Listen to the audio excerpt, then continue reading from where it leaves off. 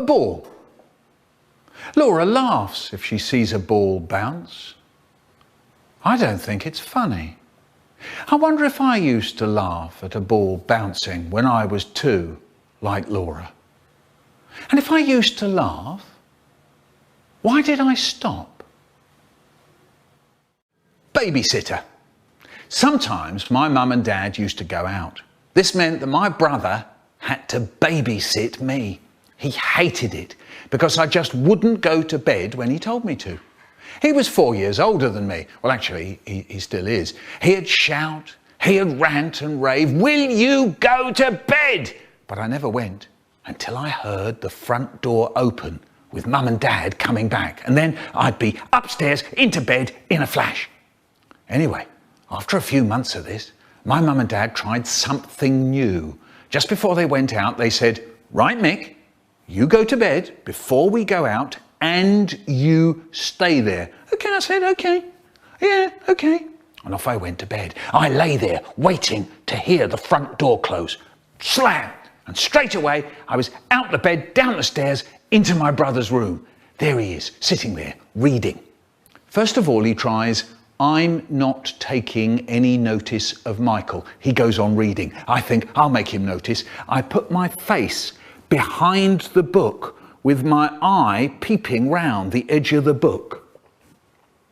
Every time he gets to the end of a line, his eye looks into my eye. He tries to pretend I'm not there. It's no good. He can't. My eye is peeping away like mad round the edge of the book. He starts to laugh. Look, yeah, look, he says, "Look, this isn't fair. You promised you'd stay in bed. I tell him I will." So now I go and stand by the door and I fiddle. I make little rattly noises with the handle and the key. Fiddle diddle, riddle diddle. He tries to pretend I'm not there. It's no good. He can't. I'm rattling away like mad with the handle and the key. He starts to laugh. "All right," he says, "look, right, that's it." He sounds like he's going to really do for me. So now he tries, "I'm going to be so boring, Michael will get so fed up, he'll go back to bed." He starts up a chant. "Go to bed, go to bed, go to bed, go to bed, go to bed, go to bed, go to bed." He doesn't stop. "Go to bed, go to bed, go to bed, go to bed." He goes on for ages. "Go to bed, go to bed, go to bed." I try to talk to him. "Hey, what do you want for your birthday, Brian?" "Go to bed, go to bed, go to bed." "Do you want a sweet?" "Go to bed, go to bed, go to bed." "Hey, you got a pimple on the end of your nose, you know." "Go to bed, go to bed, go to bed." And I'm still fiddling with the door. I lock it. I unlock it. I lock it. I try to unlock it. "Go to bed, go to bed, go." "Brian, I can't unlock the door." "Go to bed, go to bed." "Brian, the key's stuck." He stops. Suddenly he looks pleased and he settles down with his book and waits. Meanwhile, I've got big bother. They're going to come back and find me here, and I've got out of bed and I've come in his room and I've locked the door and it's really late and it's all my fault. I try and I get that key to work. Fiddle riddle diddle diddle fiddle riddle diddle diddle. For 3 hours I'm at it, and all the time my brother is not taking any notice of Michael. The front door opens. "Hello," my mum calls out. She gets to my brother's door. "Did Michael stay in bed all right?" She's trying to turn the handle. "Let us in, Brian," says my dad cheerily. No answer from us inside. My brother is waiting for me to say something. I'm hoping he'll say something. We're looking at each other. "Come on, Brian," says my dad, getting a bit cross. Oh no, the moment I dread when Dad goes from being cheery to absolutely furious. In a weedy little voice I say, "I locked the door." That really winds them up. There's my mum. "Is that you, Michael? You still up? You promised you'd stay in bed. It isn't fair on Brian." And there's my dad, and he's roaring, "Would you believe it, the little pig? And the door's jammed. I'll have to break it down. God, when I get inside, oh, he's going to be in for big trouble." And me, I'm standing there all shaky and sorry and shuddery. But my brother, what's he doing? He's smiling all over his big face.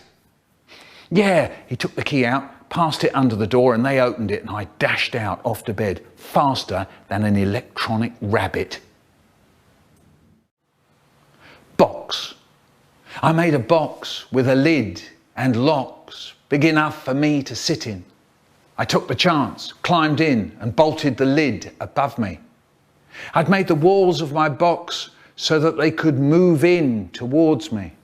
The sides and the top could come closer and closer towards me simply by my turning a handle from the inside of my box. Now that I was inside with the lid shut, I turned the handle and the box closed on me. I could feel the bolts in the walls digging into my skin. I could feel my neck being squashed down. I felt like clothes in a suitcase, my arms binding my body up. I stopped still, feeling the feeling of it. Look what I've made for myself. Look what I'm doing. Look at the box. Though you won't see me, I'm on the inside. Walnut in its shell. Conversations with a 2-year-old. Do you want an apple? No. What do you want then? An apple. Do you want something to eat? No. Do you want some puffed wheat? Yes. What are you doing? Got my pockets in my hands. What's the time? 24 hours ago. Go wash your hands in the bathroom. My hands aren't in the bathroom. What's the matter? I've got a headache in my foot. Now what's the matter? I've got a tummy ache in my head. Are you all right? I done saw a funny noise. Cool guy and fool guy. Cool guy met fool guy going down the street. Said cool guy to fool guy, who you gonna meet? Said fool guy to cool guy, I don't want no meat. Said cool guy to fool guy, I mean meat, not meat. Deep down where I don't know, deep down inside, there's a place so sad, such a sad, sad place. Sometimes it fills up and it fills up and it fills up and overflows in my eyes, and all of me is so sad, such a sad, sad place. Eileen.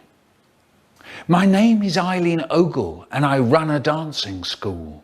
My name is Eileen Ogle and my sister is a fool. My name is Eileen Ogle, I teach little girls to dance. My name is Eileen Ogle and I'm living in a trance. Far away. I want to tell you about a place I went, far, far away. I sat on the grass with someone there. I sat on the grass with someone who loved me. I've never seen her again. And I don't think I'll ever see that place I went, far, far away. Fast food. A hamburger sat in a hamburger bar waiting to be fried. No one's going to put me, it said, into anyone's inside. 'Cause eating me is cruel, eating me is murder. You can't catch me, I'm the speedy hamburger. So up jumped the hamburger and ran out of the bar. Hey, come back here, said the hamburger cook. You won't get very far. But hamburger rolled out of the door and off down the street. Who do you think was the first person hamburger happened to meet? Lollipop lady was walking home with a lollipop in her hand. Get out of the way, hamburger yelled. I'm the fastest in the land. Catch that hamburger, the cook yelled out. So lollipop lady turned and gave hamburger a shout. Hey, little hamburger, you can't run away. But as hamburger rushed past, he just had time to say, eating me is cruel, eating me is murder. You can't catch me, I'm the speedy hamburger. Hamburger cook, lollipop lady, ran off down the street. And who do you think was the next person hamburger happened to meet? Lemonade boy with lemonade bottles was loading up the van when hamburger rushed past shouting, I'm the fastest in the land. Catch that hamburger, said hamburger cook. It's trying to run away. We're going to catch the little... Lollipop lady began to say. I'll catch it, said lemonade boy. I'm really fast. But just then he heard hamburger shout as it went hurtling past. Eating me is cruel, eating me is murder. You can't catch me, I'm the speedy hamburger. So hamburger cook and lollipop lady, followed by lemonade boy, ran off up the street shouting, hamburger, ahoy! And hamburger rolled and hamburger ran and hamburger couldn't be caught. And hamburger rolled and hamburger ran right into an airport. Stop right there, said security guard. Where do you think you're trying to go? I'm just a little hamburger, it said, and I don't know where to go. For a moment it stood in front of the guard and it darted past. You won't catch me, it shouted. You can't run very fast. Eating me is cruel, Eating me is murder, you can't catch me, I'm the speedy hamburger. Hamburger rolled through the terminal and out onto the runway. It ran up to a plane to Jamaica that was waiting to get away. The aeroplane took off and flew into the air, and all the people heard something as they were standing there. Eating me is cruel, eating me is murder, you can't catch me, I'm the speedy hamburger. Fridge. Once I went to the fridge, saw our jug in there, and I thought, what's in it? A syrup. What syrup? Smell it. Smells nice. Finger in, lick it. Tastes nice. Lift the jug and drink a bit. Oh, this is good. This is peach syrup, tinned peach syrup. What a drink. So I drank the lot. Not long after, a few days later, I went to the fridge, saw our jug in there. What's in it? A syrup. What syrup? Smell it. Oh yes, this is peach syrup again. Lift the jug and drink some more, and drink some more. Drink the lot. Not long after, a few days later, I went to the fridge, saw our jug in there. What's in it? A syrup. Yes, here we go again. Lift the jug and fill my mouth with that thick, sweet juice. This isn't peach, this is... My mouth is full of oil, thick cooking oil. I wonder who put that there. Goldfish. On Monday, my dad woke me up. Wake up, he shouts, your goldfish is dead. I rushed over to the tank. It wasn't dead. It was just one of his tricks. On Tuesday, my dad woke me up. Wake up, he shouts, your goldfish is dead. I rushed over to the tank. It wasn't dead. It was just one of his tricks. On Wednesday, my dad woke me up. Look, wake up, he says dead quietly. Your goldfish is dead. Oh, no, it isn't, I said. Look, it is, he said. Oh, no, it isn't. I said, look, it really is, he said. So I got up, and there was my goldfish, stuck on its side on the top of the water, mouth open, eyes staring, tail stiff, dead in my tank. It wasn't one of his tricks. Haribo. Once my friend Haribo came to school crying. We said, what's the matter? What's the matter? And he said his granddad had died. So he didn't know what to say. Then I said, how did he die? And he said, he was standing on St Pancras station waiting for the train and he just fell over and died. And then he started crying again. He was a nice man, Haribo's granddad. He had a shed with tins full of screws in it. Mind you, my gran was nice too. She gave me and my brother a red shoehorn each. Maybe Haribo's granddad gave Haribo a red shoehorn. Dave said, my hamster died as well. So everyone said, shh. And Dave said, I was only saying. And I said, my gran gave me a red shoehorn. Rog said, I got a pair of trainers for Christmas. And Haribo said, you can get ones without laces. And we all said, yeah, no, that's right, Haribo, you can. Any other day we'd have said, of course you can. We know that, you fool. But that day we said, yeah, that's right, Haribo. Yeah, no, you can, yeah. Headache. It's a lump in your head. It's the blade of a knife in there. It's your veins bursting. It's your skull squeezing your brains. It's a headache. Horrible. I was starving. All I had for breakfast was 1 apple and 15 raisins. It was 12:30 and I had to get to Hemel Hempstead. So I bought a pizza and I ran and jumped on my train. As we pulled out of Euston Station, I began to eat. Trouble was, my pizza was in a paper bag. One sloppy, cheesy pizza with the melting cheese and tomato stuck to the bag. So I peeled off the paper off my pizza, but it was slippery and sticky and the pizza came off in soggy lumps that I scooped together and pushed into my mouth, and blob by blob. But then there were dollops of pizza hiding in the corner of the bag, so I was holding the bag up to my face, tipping it into my mouth. I was drinking pizza and my fingers were running with dribbles of tomato and and slops of spicy cheese all over my knuckles. So there I was, licking at my skin, but my fingers were trailing all over my chin. So off went my tongue round my face, hunting for drips of pizza. But a bit of paper bag had got into my mouth, so I was in there trying to get it out with the finger I was licking. It was diving into the slobber in my mouth, and I was snuffling with my nose like I was breathing in pizza. It was then I noticed the woman opposite. She was watching me. She looked like she had never seen anything quite so horrible in all her life. Hot air. I like it when you go to those places where they have those hot air things to dry your hands. You press the silver button, the machine starts roaring, and hot air rushes out of a silver spout. You hold your hands under it, and the water just dries off your hand. Some of them, you can turn the spout and make it blow your hair about. If you turn the spout round, when your friends come in, they go to dry their hands, and the hot air goes whoosh into their face. Whoosh! Warms your nose up, that does. Hot food. We sit down to eat, and the potato's a bit hot. So I only put a little bit on my fork and I blow till it's cool, just cool, then into the mouth. Nice.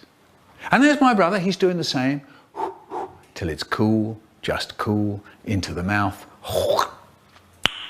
Nice. There's my mum, she's doing the same. Till it's cool, just cool, into the mouth. Nice. But my dad, what does he do? He stuffs a great big chunk of potato into his mouth, and then that really does it. His eyes pop out. He flaps his hands. He blows, he puffs, he yells, he bobs his head up and down. He spits a potato all over his plate, and he turns to us and he goes, "Watch out, everybody, the potato's really hot." I think it's really bad news they don't put paper in our school loos.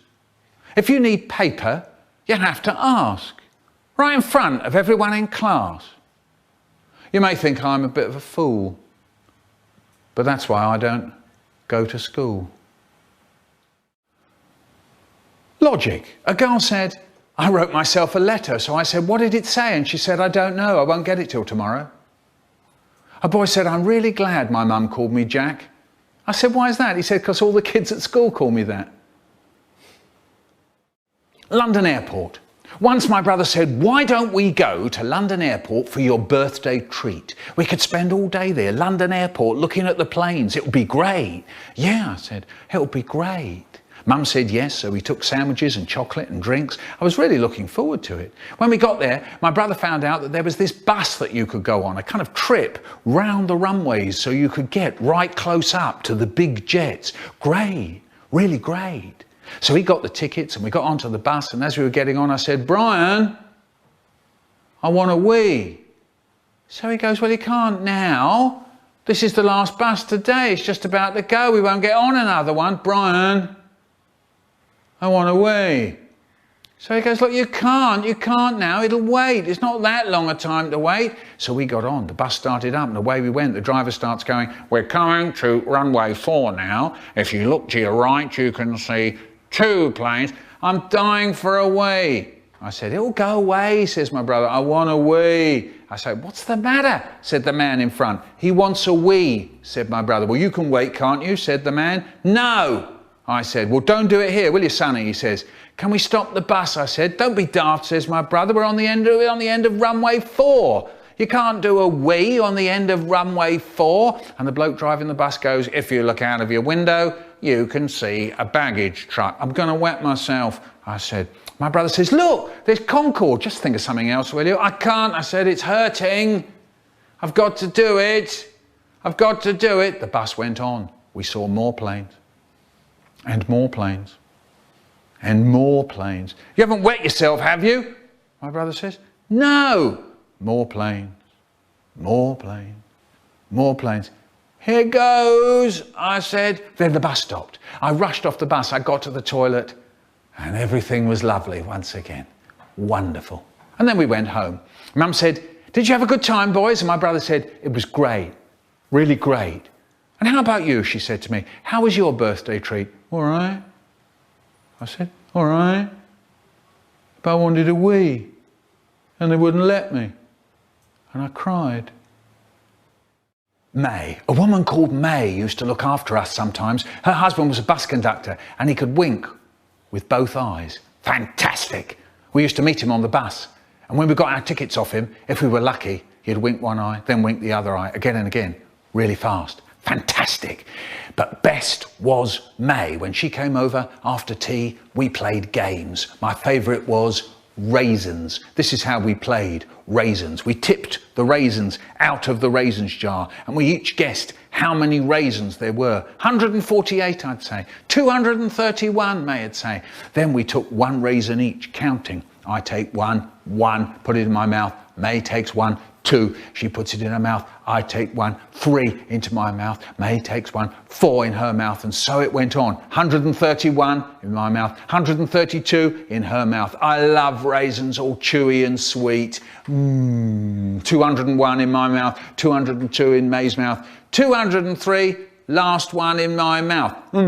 May had guessed best. She had guessed 231. But now we'd eaten all the raisins. They were all gone. The jar was empty. Could be trouble. Anyway, then it was bedtime. At tea time the next day, we were having fruit salad, and my brother said, "I'll have raisins on this." He went to the cupboard and he saw the empty jar, and he goes, "Where have all the raisins gone? The jar was full yesterday. Mum, he's eaten them all. Look at his face. You can see he's eaten them. Tell him off, Mum, tell him off." And Mum says to me, "Did you eat them?" And I say, "Me and May did." And my brother says, "See, I told you, it's not fair, Mum. He's a greedy little pig." And then a picture came into my mind of the night before of me and May counting the raisins into our mouths, all chewy and sweet. So I said, "I'm not a greedy little pig." And Mum said to my brother, "Raisins don't last all week, you know." But I didn't tell anyone about our game.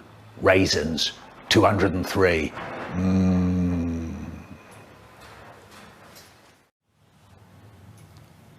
Me and my brother, we sit up in bed doing my dad's sayings. I go to bed first, and I'm just dozing off, and I hear a funny voice going, "Never let me see you doing that again." And it's my brother poking his finger out, just like my dad, going, "Never let me see you doing that again." And so I join in, and we're both going, "Never let me see you doing that again." So what happens next time I get into trouble and my dad is telling me off, and he's going, "Never let me see you doing that again." So I'm looking up at my dad and I'm going, "Sorry, Dad, yeah, sorry." And I suddenly catch sight of my brother's big face poking out from behind my dad. And while my dad is poking me with his finger in time with the words, "Never let me see you doing that again," just where I can see him, and my brother is saying the words as well with his mouth without making a sound. So I start laughing. And so my dad says, "And it's no laughing matter." Of course, my brother knows that one as well, and he's going with his mouth, "And it's no laughing matter." But my dad's not stupid. He knows something's going on, so he looks round. And there's my brother with his finger poking out just like my dad. And I'm standing there laughing. Oh, no. And that's when we get into really big trouble. Okay, we got the Micheal Rosen rap. You may think I'm happy, you may think I'm sad, you may think I'm crazy, you may think I'm mad, but hang on to your seats and listen right here. I'm gonna tell you something that'll burn your ear. A hip hop hap. I'm giving you all the Micheal Rosen rap. I was born on the 7th of May. I remember very well that awful day. I was in my mother, curled up tight, though I have to say it was as dark as night. Nothing to do, didn't want to breathe. I was so happy, didn't want to leave. Then I hear some people give a shout, "One push, Mrs. Rosen, and he'll be out." I'm telling you, that was a puzzle to me. I shouted out, "How'd you know I'm a he?" Doctor shouted, "Good Lord, he can talk." I popped out my headset. Now watch me walk. I juked and jived around that room. Balam bam boola, balam da diddy boom. A hip hop hap. I'm giving you all the Micheal Rosen rap. When I was 1, I swam the English Channel. When I was 2, I ate a soapy flannel. When I was 3, I started getting thinner. When I was 4, I ate the dog's dinner. When I was 5, I was in a band playing drums. When I was 6, I ate a bag of plums. When I was 7, I robbed a bank with my sister. When I was 8, I became Prime Minister. When I was 9, I closed all the schools. When I was 10, they made me King of the Fools. So that's what I am, that's what I be, with an M, with an I, with a K, with an E. That's what I am, that's what I be, Mr. Mike, Mr. Michael, Mr. Rosen, Mr. Me, a hip hop hap. I'm giving you all the Michael Rosen rap. My dad calls me. When I tell fibs, my dad calls me Louie Lou Liar. When I come in from playing with my clothes a bit mucked up, he calls me Dopey Dog Dirt. When we were in this cafe on holiday and I laughed and coughed orange juice all over the floor, my dad called me Gary Gobhound. When I watch telly all Saturday morning and I get a bit dozy, my dad calls me Wally Tellybrains. When my nose is a bit runny and I can't find my hanky, my dad calls me King of the Bogies. I call him Nag Bag. My dad says after the war was over, everyone came home to sort things out. There weren't going to be any more wars. There weren't going to be any more poor people. There weren't going to be any more bad houses. There weren't going to be any more people out of work. That was 40 years ago. Now they're trying to invent spaceships that drop bombs. My mum said to me and my brother, don't crumble your bread or roll in the soup. I said, I don't want to roll in my soup. Then she said, eat up, Michael. And my brother said, I don't want to eat up, Michael. Strict. We had a teacher who was so strict, you weren't allowed to breathe in her lessons. She used to stand out the front going, no breathing. And you had the whole morning to get through. The weak ones just used to keel over and die. You'd hear them going down behind you. Kaboom, kaboom, kaboom. And there was always a whiny kid going, meh, can I go out and do some breathing? And she'd say, no, you've got all playtime to do it in. Oh, go on, miss, oh, go on. Do you know, at the beginning of the week, there were 48 kids in my class. At the end of the week, there were only 5 of them left. Yeah, do you know, at the end of the day, you'd be stepping over kids just to get out the room. Oh, no, there's Melanie. That's a shame, she was really nice. There's Dave. Hard luck, Dave. Always knew you were a bit weak. Do you know, people say to me, if that's true, how come you're here to tell the tale? Fair enough, and I'll tell you, it's because when I was at school, we used to sit at desks. We didn't sit round tables like you do now. We used to sit at desks with lids. And some of us figured out what you had to do was snatch a quick breath under the desk lid when she wasn't looking. So once more, from the beginning. No breathing. The weak ones. Kaboom, kaboom, kaboom. The whiny ones. Miss, can I go and do some breathing? No, you've got all playtime to do it in. Oh, go on, miss. Oh, go on. Us lot. Boom. Ah! That was the mistake, slamming the desk lid down. If you made a noise with the desk lid, it was out. School prison. There was a school prison underneath the school hall where they used to string you up from the wall bars. Miss, I've been up here for 3 weeks. And there's rats. And they're nibbling my toenails. So I figured it out. What you had to do was put your thumb round the edge of the desk lid. So when it went down, it didn't make any noise at all. Once more, from the beginning. No breathing.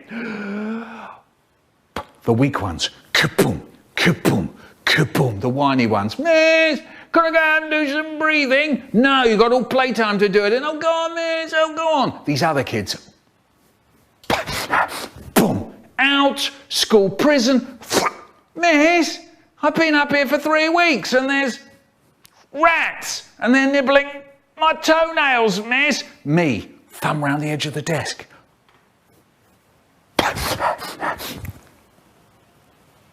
No noise at all. survival. No one in. Sometimes you come home and there's no one in. There are no lights on, no food ready, no telly, no one laughing, no jokes, just you on your own. That's when my brain starts doing things, you know, murderers and mad dog stuff. I'll tell you what I do. When I open the door, I shove it really hard and fast, and it bangs against the wall really loud, so if he's hiding behind the door, he'll get it right on the nose. I never have got him. I'll tell you what did happen. The door handle made a great big hole in the wall. Presents. It was Christmas Eve. I knew Father Christmas was Mum and Dad. I knew he didn't come down the chimney, and instead they came through the door. I knew it didn't all come out of a sack, but instead they left a heap of stuff at the end of the bed. I knew it. What I didn't know was what was going to be in the heap. But I went to sleep. So then I woke up. Nothing. So I went to sleep. So then I woke up. Nothing. Oh, was that piece of paper there before? Must have been. So I went to sleep. So then I woke up. Nothing. And it's morning. Has Father Christmas forgotten me? I mean, Mum and Dad, get up, feeling bad, feeling worse than bad, terrible, nearly crying. That piece of paper, what is it? It's a picture of a bike. And underneath it, it says, downstairs. So it's rush, rush downstairs, front room. And there it was, propped up against a chair in front of the telly, big and shining. The bike, of course. Ha! Father Christmas couldn't stuff a bike down the chimney, could he? Presents. I gave my mum and dad all kinds of Christmas presents. I used to go round the shops for hours looking at razors, key rings, clothes brushes, bath salts, chocolate gingers. Once I thought I'd made a breakthrough. I was at Salmon's the Ironmonger's, and there they were.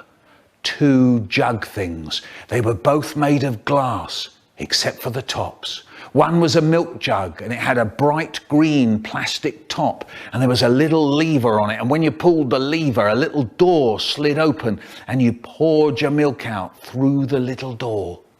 The other jug was for sugar. This one had a bright green plastic top as well, but this one was a kind of funnel, so you could pour the sugar out. But it wasn't any kind of funnel. It was special. It had a little gadget inside the funnel, so you only poured out 1 teaspoonful at a time. Magic. So I bought these wonderful things, and I gave them to my mum and dad for Christmas. They said they were very nice. They were very pleased. And for a week or so after Christmas, they were always on the table. If anyone wanted any milk or sugar, I'd say, "Can I do it for you? Do you want milk in your tea? Let me do it." And I rushed to pick up the jug, pulled back the lever, and the milk poured out of the trap door. Sugar? And I picked up the sugar jug, tipped it up to pour out the magic 1 teaspoonful. Another spoonful, anyone? And I poured out the second one. Anyone else? I became the milk and sugar king. I had to be the milk and sugar driver. All week I was pouring for everyone. Breakfast, dinner, tea. After a week or two, I noticed that the milk bottle was getting back onto the table. No jug. I noticed the sugar bowl and the boring old spoon were getting back onto the table. No sugar jug. You see, someone had to fill those 2 jugs. So I said, "I'll do it. I'll get the new jug. Hey, yeah, I'll get the sugar thing if you want. Okay, yeah." So I poured the milk and the sugar into the jugs and put them onto the table. The only trouble was they'd got their milk and sugar by then. They didn't need me to drive their milk and sugar for them. My reign as the milk and sugar king was over. I was beaten by the bottle and the bowl. My bright green plastic topped jugs went up on top of the kitchen cupboard with the jam jars without lids. We left them there when we moved from that house. They're probably still there. Puzzle 1. She said I said he lied, but I said she said he lied. When you said she said I said he lied, he said he didn't lie. Puzzle 2. He was so tempted he couldn't help himself. so he helped himself. Quiet, please. No need to shout. No need to yell. No need to have a riot. Shut your eyes. Take a deep breath. Oh, you've gone all quiet. Shram and Sheddle. There's an old shop in Islington called Shram and Sheddle. Today it's a shop that sells preposterous presents. I imagine that a long time ago it was a tailor's shop. And it went like this. Mr. Shram was the boss. Mr. Sheddle sat at the sewing machine with his foot on the pedal, sewing away. Sometimes Mr. Shram thought Mr. Sheddle wasn't working hard enough, so he shouted, "Pedal, Sheddle!" And Sheddle snarled back, "Scram, Shram!" And so it went on, day after day. Pedal, Sheddle, scram, shram. Pedal, Sheddle, scram, shram. Pedal, Sheddle, scram, shram. Spots in my eyes. I've got spots in my eyes. Not spots you can see, they're on my side. I see them when I'm looking at you. To start with, I thought it was dirty windows. Then I thought it was little flies in the air, but it isn't. It's spots in the eyes. I'm trying to find out where the spots are in my eyes. If you see me staring at a white wall, trying to make one eye look at the other eye, that's what I'm doing, looking for the spots in my eyes. Actually, I don't know what an eye is. Maybe it's a plastic ball, or it's a kind of little round fish tank, glass outside, water inside, and the spots are floating around in the fish tank of my eye. I wish I could get rid of them. When people look up at the sky and say, "Look at that, not a cloud in sight," I look up too. And there's all that blue sky, and there, floating across that blue, are the spots. Tea time. It's tea time, and we're sitting at the table, and my dad wants milk in his tea. "Oh, could you get me the milk?" I get the milk. I sit down again. Then he wants butter for his bread. "Oh, could you get me the butter?" he says. I get the butter, and I sit down again.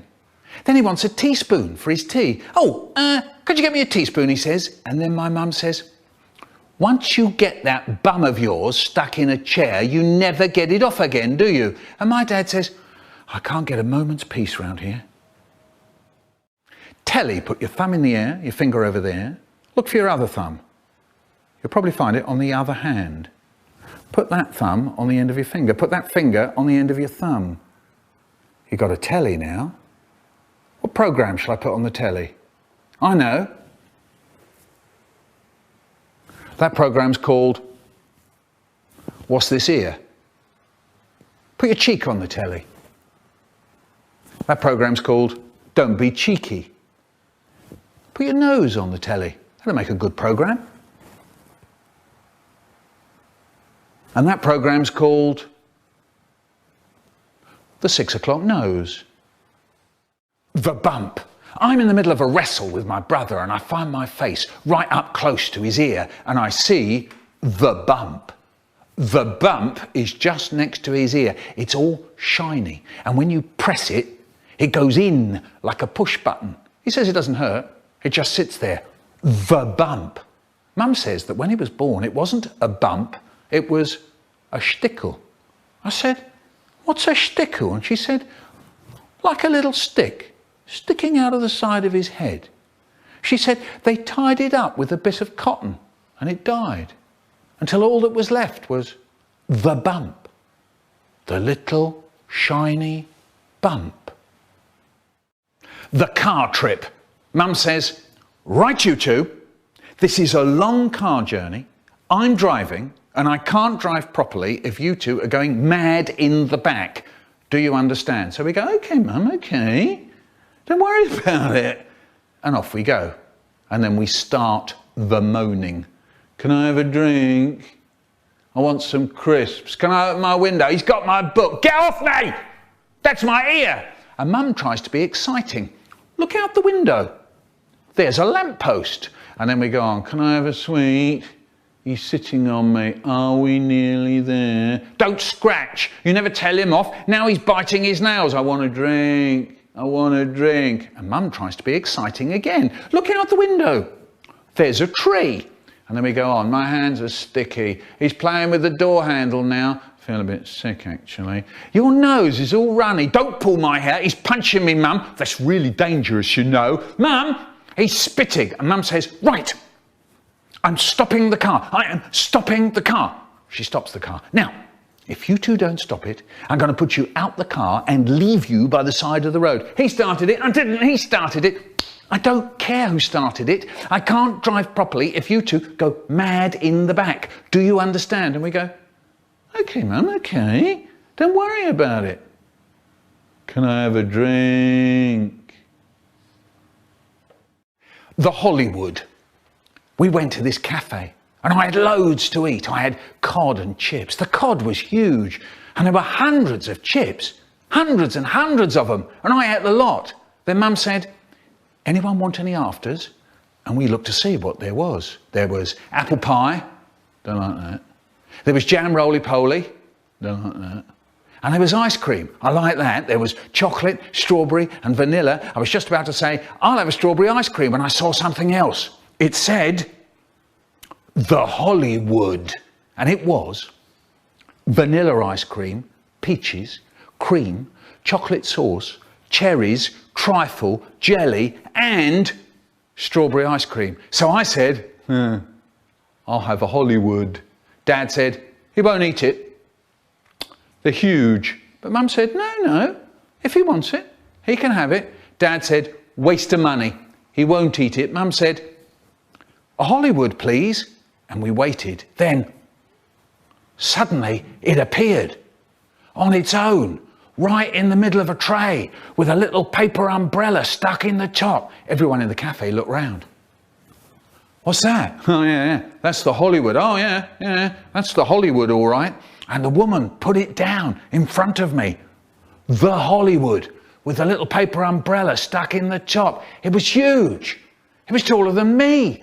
And I had this really long spoon to eat it with. And now, everyone was looking at me. I had to reach up to get to the cherry on the top. Got it. Oh, in the mouth. It was lovely. Then onto the ice cream. And the chocolate sauce. Dig in. That was a bit rich, but okay.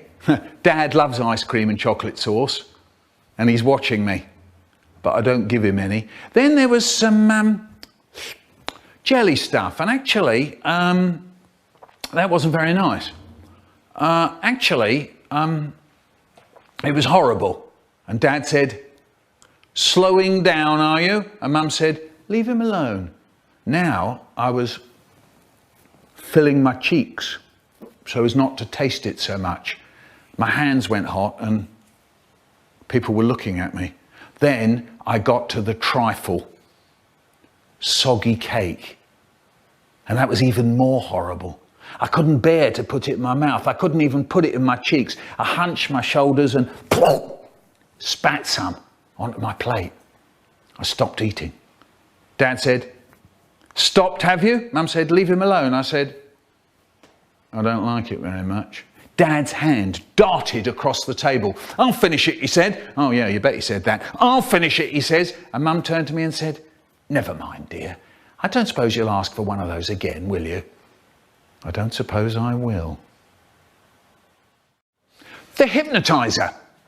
Once a boy called Richard came to school and said, I can hypnotize people. So he said, yeah, I bet you can't. So he said, okay, playtime. So playtime. We all went onto the playground. He said, right, who wants to go? So Trevor said, yeah, me. So this boy, Richard, bade Trevor lie down on the ground on his back, and he took this gold ring out of his pocket and he put it very carefully between Trevor's eyes on the bridge of his nose. Then Richard took this conker out of his pocket. It was on the end of a string, and he starts swinging the conker to and fro in front of Trevor's eyes, and he starts up talking in this spooky voice. Watch the conker, go to sleep, go to sleep. Watch the conker, go to sleep, go to sleep. And it went on for ages. And we were all crowding round, dead quiet, watching Trevor, listening to Richard going, go to sleep, go to sleep. Is it working, we said? Is he going to sleep? He's hypnotised. Blimey. Suddenly, the going in bell went, boing, boing. At that, Trevor goes and stands up. He just stands up, dusts himself down. So we all crowded around him going, were you asleep? You were asleep, weren't you, Trevor? Hey, were you hypnotised? And he looks at us, all fed up, and he says, only thing that happened was I got a rotten headache. After that, we used to go around telling people, you see that bloke over there? Him, Richard, he's brilliant. He can hypnotise people. He's a hypnotiser, you know. And Richard, he'd hear us saying all this, and he'd go, yeah, I'll come off it, you lot. I'm not that good at it. The outing. Right, class 6.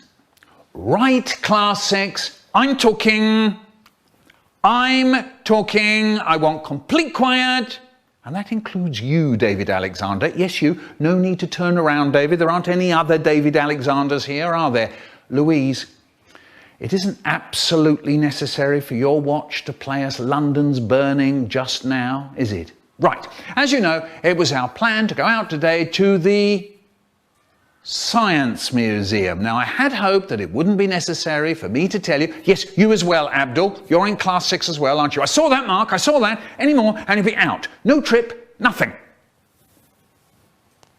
I had hoped that it wouldn't be necessary for me to tell you how to behave when we go on a trip, but, and this is a big but, you haven't heard a word I've said, have you, Donna? This is a big but. I have to tell you how to behave, don't I? Why?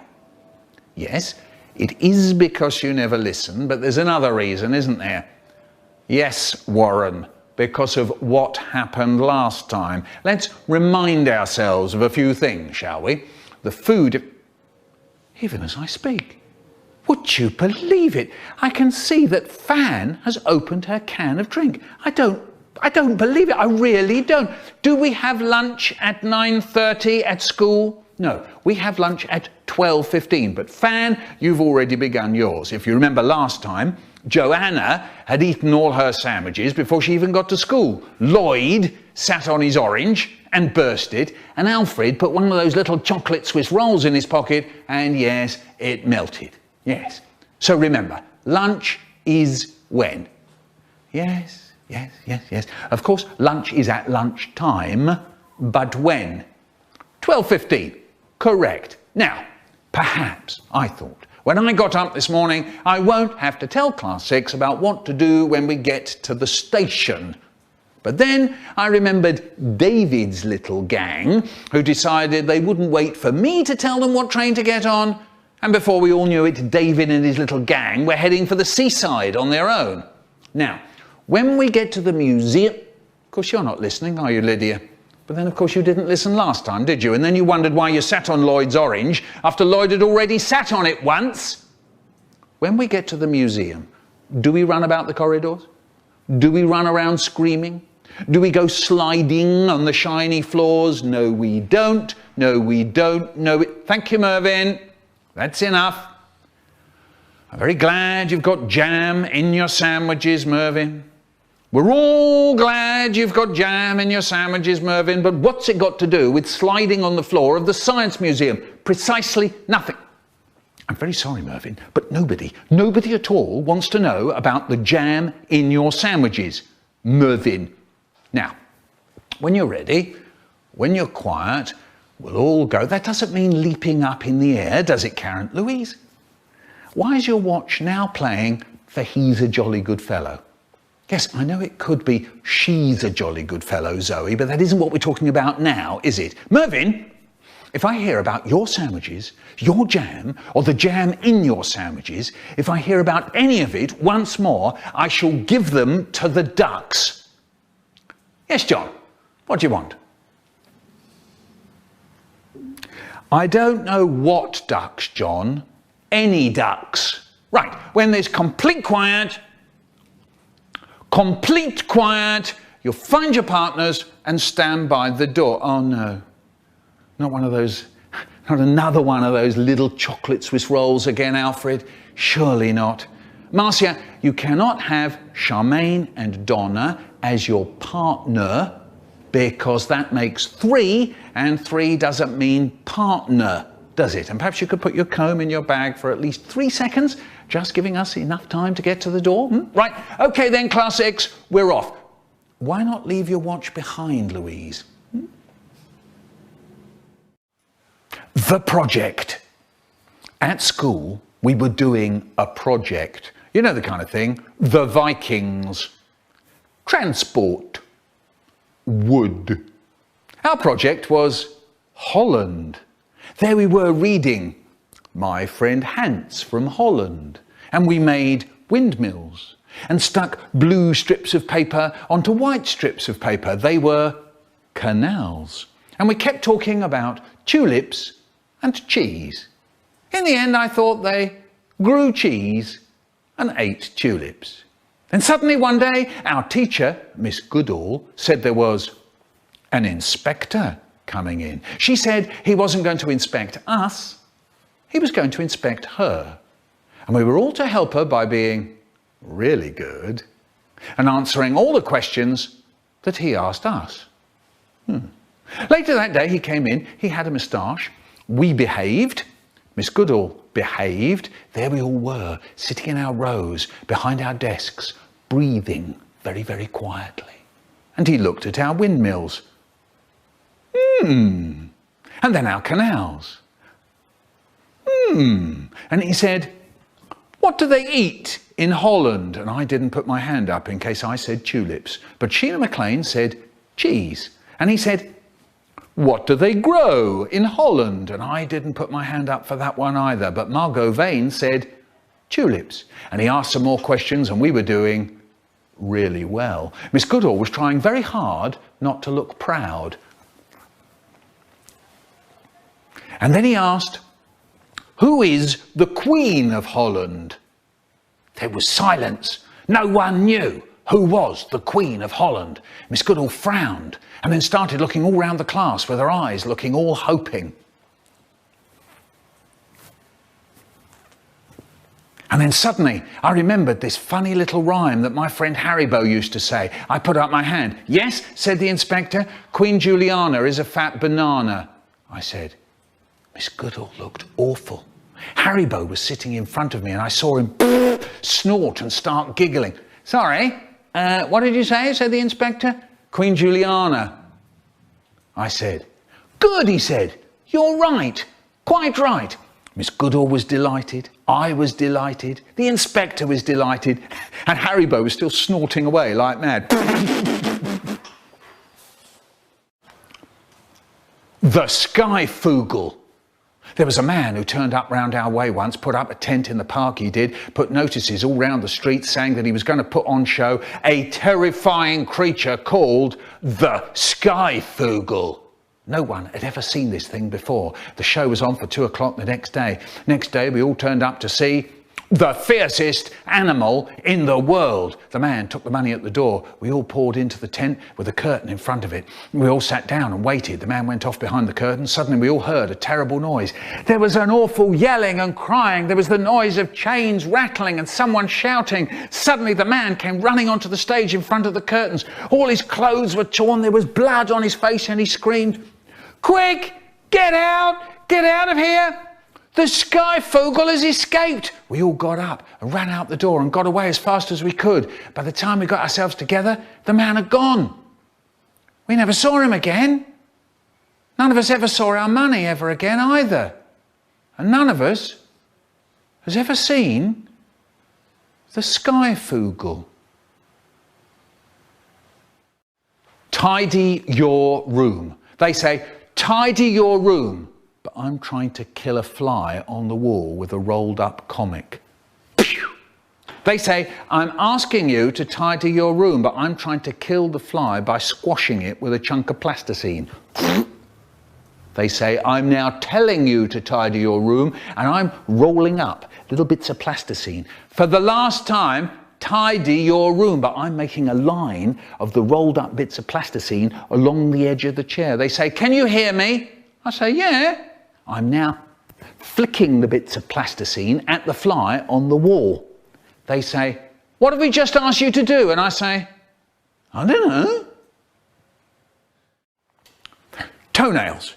More and more people in Britain today are using toenails. Smart and smooth, they grow on all 5 toes of each foot. We spoke to Jack Davis of Hackney. Yeah, I like toenails. I've got 10 of them. Big ones for the big toes and little ones for the little toes. They're great. Be like Jack. Be smart. Grow toenails. Tomato 1. Here's me, and my mum's just given me a tomato. And if there's one thing I can't stand, it's tomatoes. You know that fleshy bit, the way it sticks to your teeth, and you know all those slimy little seeds, the way they slide round your mouth. Ooh, I can't stand it. Anyway, my mum says, eat it, and I say, don't want to. She says, eat it, and I say, I hate tomatoes, all slimy. And she says, don't you talk like that. When I was a girl, I had to eat whatever my mum put in front of me. Do you think I could talk to my mother like that? Do you know there are some people in the world who give their right arm to have a tomato, to have half a tomato because they haven't had anything to eat for a whole week? I'm telling you this, if you don't eat your tomato, there'll be no afters, and I've made something rather nice. I think you know what I mean. So here goes. In goes a bit of tomato. Just like I thought. First the fleshy bit, it sticks. Then the slimy bits, they slide about. And when it all goes down my throat, it stick and slide all the way down. Oh no, this is horrible. So I start to sulk. I make my eyes go dim. I push my lips out to make myself look all rotten. Don't you dare sulk, she says. I'm not having you sitting there throwing one of your tantrums. I don't have to put up with you behaving like this. All I'm asking you to do is to eat one tomato. It's taken months to grow. It's full of goodness. So stop that stupid sulking, will you? But I just sit there in my great big sulk. I never did eat that tomato. Mind you, I never got any afters either. Tomato 2, or how I learnt to love tomatoes. When I get in, if there's one thing I love, it's a fat red tomato. I love the feel of my tongue and lips on the tight skin. Then I make my teeth cut into the flesh so the juice jumps into my mouth, the coolness and the wetness. So now I get some pepper and put a few grains on the flesh. So with my next bit, a tasty feel starts under my tongue. I get a piece of bread and all the wheaty, mealy stuff mixes with the juicy tomato stuff. And that's the way it goes down now. Bread and tomato, tomato and bread in a lovely, wet, grainy, savoury, flavoury, round the mouth, fruity, bready mush. Ah. Useless information. I read in a book that giraffes have no voices. The Red Sea is blue. Gorillas can't swim. Black treacle is brown. Elephants can't jump. And nothing rhymes with orange. Does it? Shut your mouth when you're eating. Shut your mouth when you're eating. I am, Dad. Mouth. It is shut. I can see it isn't. I can hear it isn't. What about his mouth? You can see everything in his mouth. He's only 2. He doesn't know any better. You can see all his peas and tomato sauce. That's none of your business. 2 minutes go by. Dad? Yes? Your mouth's open. Shut your mouth when you're eating, Dad. It is shut, thank you very much. I can see it isn't, Dad. I can see all the food in there. Look, that's my business, okay? Peas, gravy, spuds, everything. Look, you don't want to grow up to be as horrible as your father, do you? Answer that, smarty pants. Solomon the cat. I was 7. There was a competition in the paper. It was write a story, and the best story would be printed. I thought I'd go for it. So I'm sitting there with my paper, and I'm thinking of this book I read at school about Solomon the cat, who gets thrown out and goes from house to house, asking for somewhere to be put up. So I think, I could write a story like that. I called it Solomon the cat, and I wrote how Solomon gets thrown out and goes from house to house, asking for somewhere to be put up. I sent it in, and I won the competition, and it was printed in the paper. Solomon the Cat by Micheal Rosen, aged 7 3/4. My mum and dad were very pleased with me. It got printed in the paper's Christmas annual too. Solomon the Cat by Micheal Rosen, aged 7 3/4. Sometime later, we got a letter from the paper saying they had heard from someone who said they had bought a children's picture book about a cat called Solomon who gets thrown out and goes from house to house asking for somewhere to be put up. See this, Con? My dad says to my mum. See this? Someone's stolen Mick's story and made a book out of it. Would you believe it, the things people do? If I had the time, I'd try and get hold of that book and sue the pants off them. No. I said I shouldn't bother. It was ages ago. Not long ago, I got a letter from a girl in America. She said she had won a state poetry competition judged by the poet John Chardy. She had won with a poem that went, "Down behind the dustbin, I met a dog called Jim. He didn't know me, and I didn't know him. You wrote that poem, Mr. Rosen," she said, "and now they want to print it in the paper. What shall I do?" I sent her a letter back and said, "Don't worry. I know someone who once wrote a story called Solomon the Cat, who gets thrown out and goes from house to house." You can probably guess the rest. Something changes. When you're born, your folks think you're amazing. They scream, "It's a baby! Quick, quick, quick! Come and have a look! It's a baby!" Then a few weeks later, maybe you lift your head up a tiny, tiny little bit. And they scream, "Look! The head! Quick, quick, quick! Come and have a look! It's amazing!" Now, I don't want to say anything to disappoint you, but something changes. Wind forward a few years. You get back from school. You open the door. You chuck your bag on the floor. You walk into the living room, slump down on the sofa. And you switch on the TV. Your folks don't say, "Look, he switched on the TV. First he dumped his bag, and now he switched on the TV. Quick, quick, quick, come and have a look." For some reason, they're just not as excited about every little thing you do. The corner of the sheet.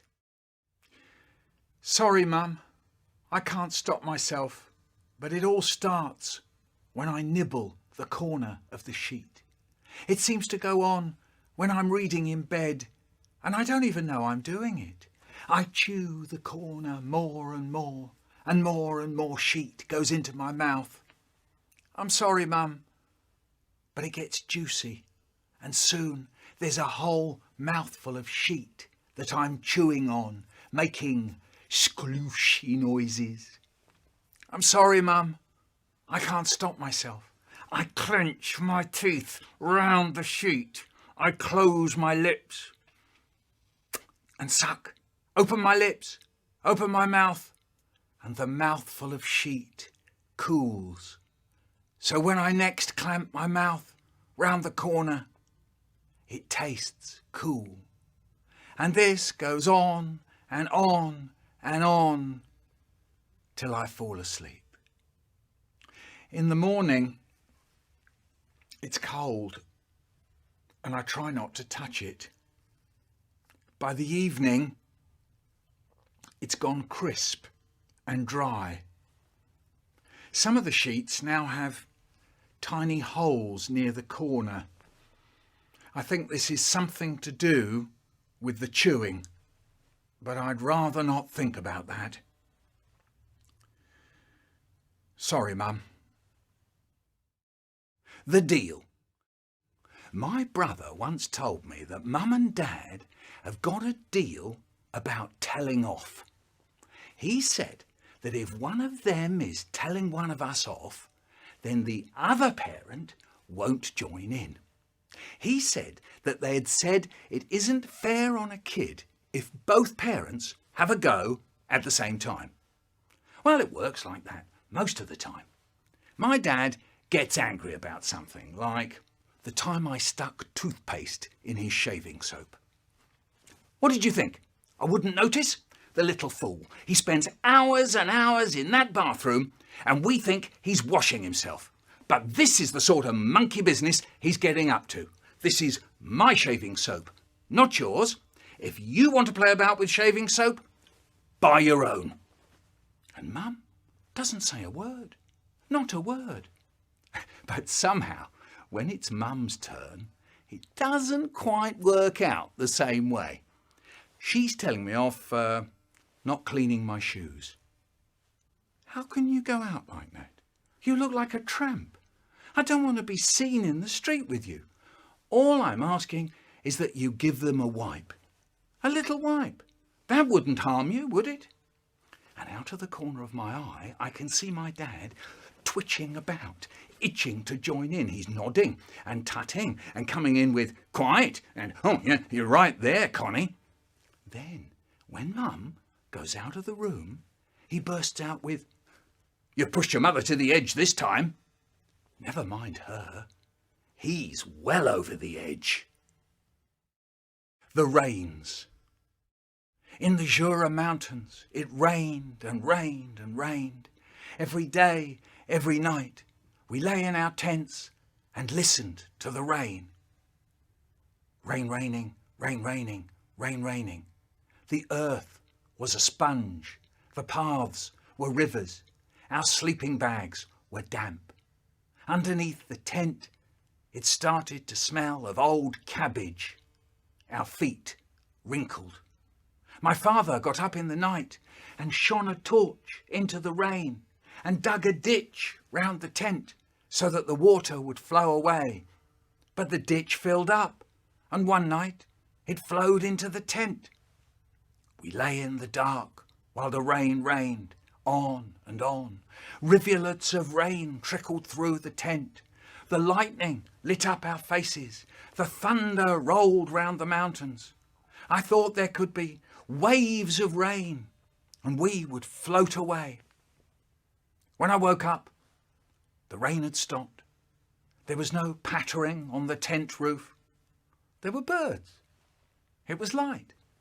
Warm in the sleeping bag, cold on our faces, I pulled my hand out of the bag. I touched the tent. The wall was wet and tight.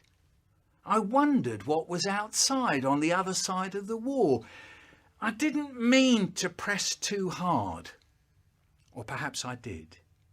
The wall of the tent was so wet and so tight that I poked a hole straight through it. I didn't know, but Dad was standing right there and he saw my finger burst through.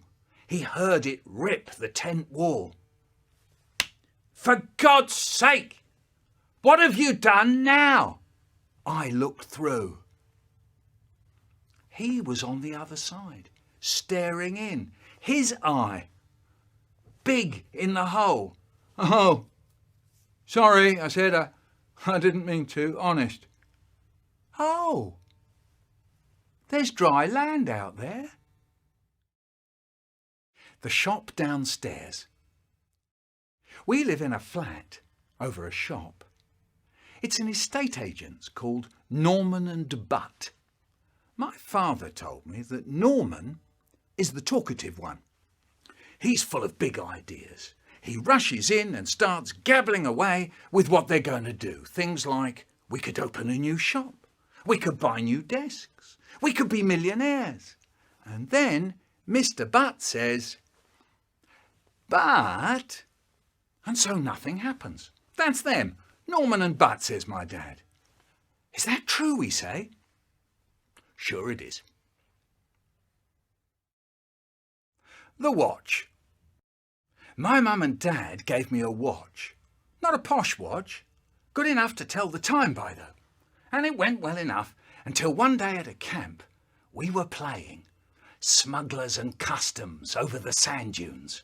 I was a smuggler and I had to get £20,000 through the customs for us to win the game. £20,000 written on a piece of paper.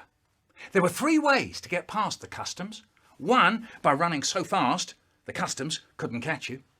2, by going creepy crawly so they couldn't see you. And 3, going through the customs with it hidden somewhere. I chose 3. I chose to hide it on me somewhere. But where? I know, I said.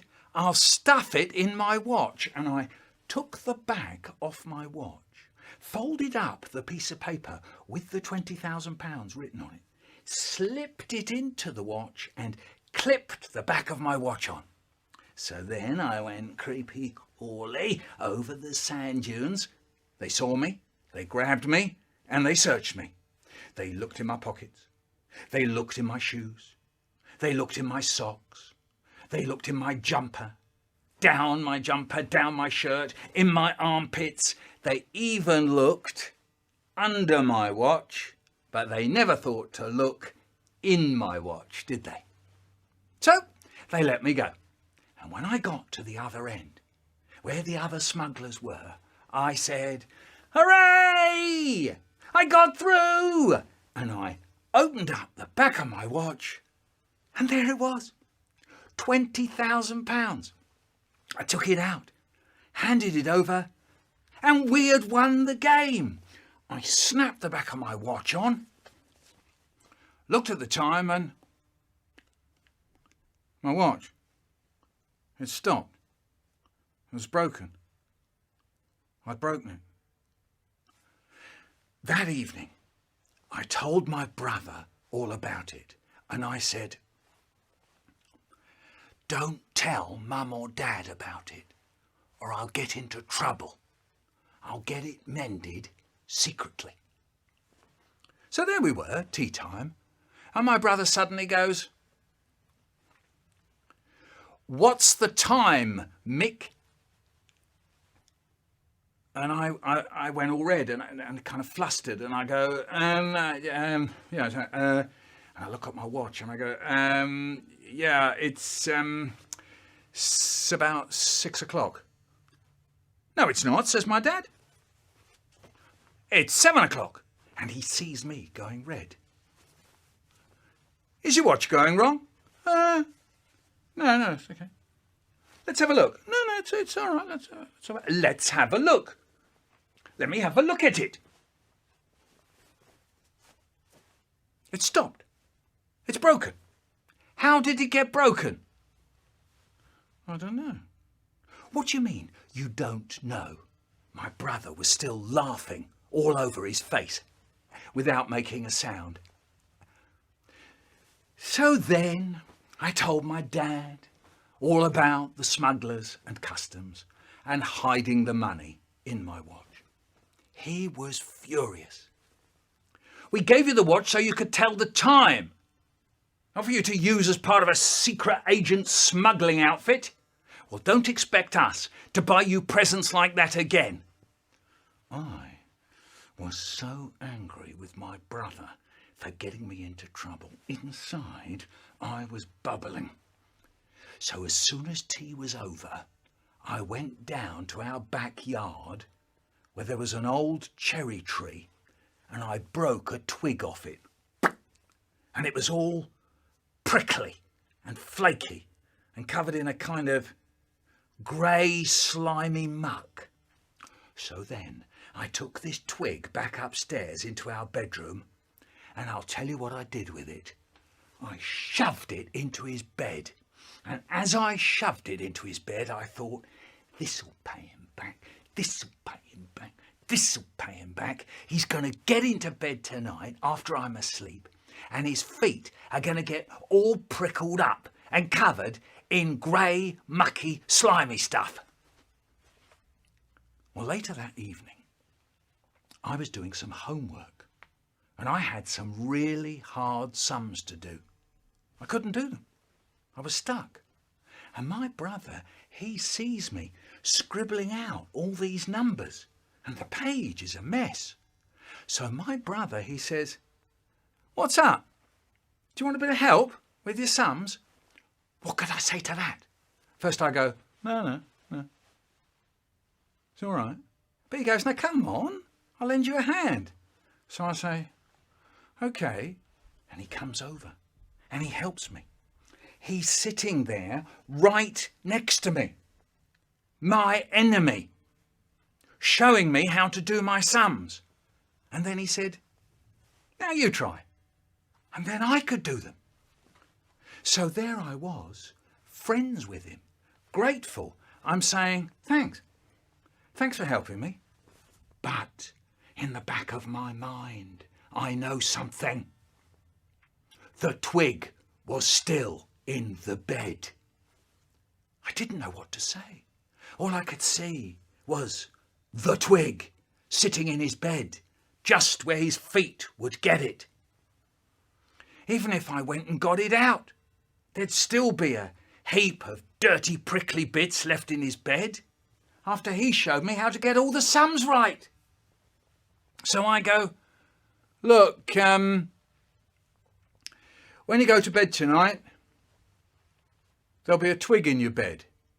So he goes, "A twig in my bed? A twig in my bed? How did it get there then?" So I say, "I put it there." And my mum and dad heard that. So my dad goes, "You put a twig in his bed? Did I hear that right? You put a twig in his bed?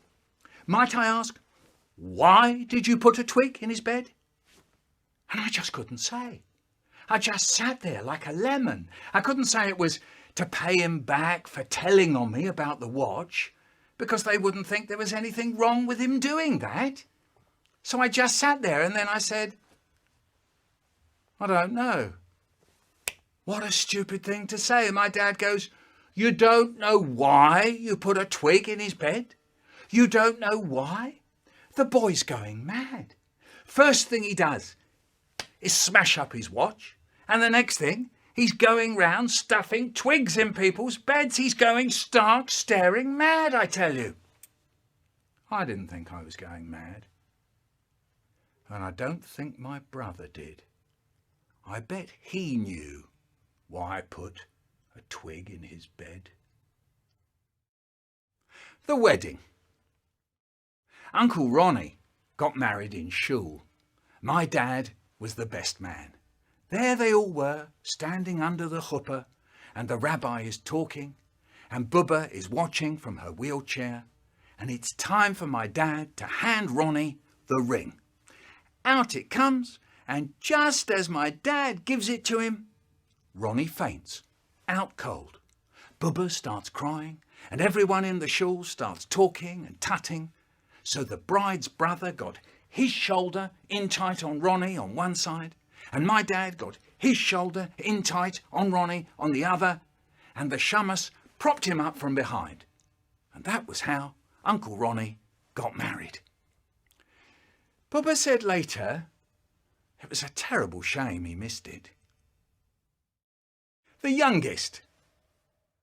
I'm the youngest in our house, so it goes like this. My brother comes in and says, "Tell him to clear the fluff out from under his bed." And Mum says, "Clear the fluff out from under your bed?"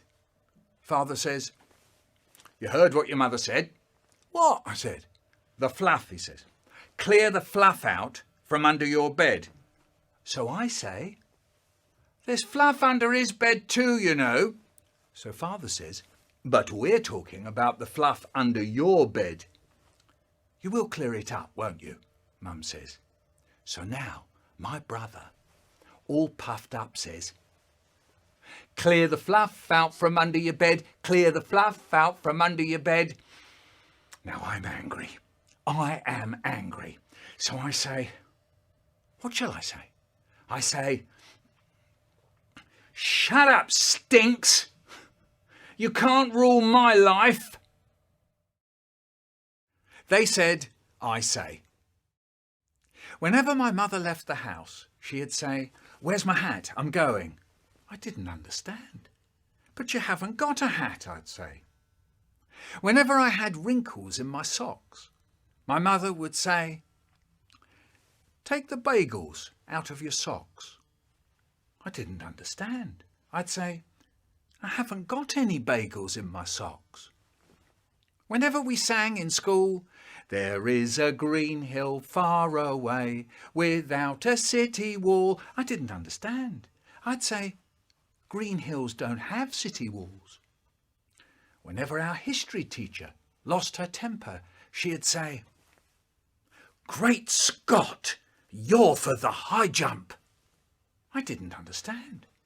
Who was Scott? Why was he great?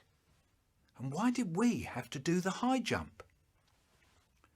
As we leave for nursery school in the morning, I say to my 4-year-old daughter, where's my hat? I'm going. And she says, but you haven't got a hat. I look at her socks and say, take the bagels out of your socks. And she says, I haven't got any bagels in my socks. Along the way I sing, there is a green hill far away without a city wall. And she says, why has the green hill got a city wall? And when I say goodbye to her, I say, Great Scott, you're for the high jump. And she says, no, I'm not. Washing up. On Sundays, my mum and dad said, right, we've cooked the dinner, you two can wash it up. And then they went off to the front room. So then we began. First there was the row about who was to wash and who was to dry. My brother said, you're too slow at washing. I have to hang about waiting for you. So I said, you always wash. It's not fair. Hard cheese, he says. I'm doing it. So that was that. Whoever dries has to stack the dishes, he says. So that's me, stacking the dishes while he's getting the water ready. Now, quite often we used to have mustard with our Sunday dinner, and we didn't have it out of a tube. One of us used to make it with the powder in an egg cup, and there was nearly always some left over. Anyway, my brother, he'd be washing up by now, and he's standing there at the sink, his hands in the water.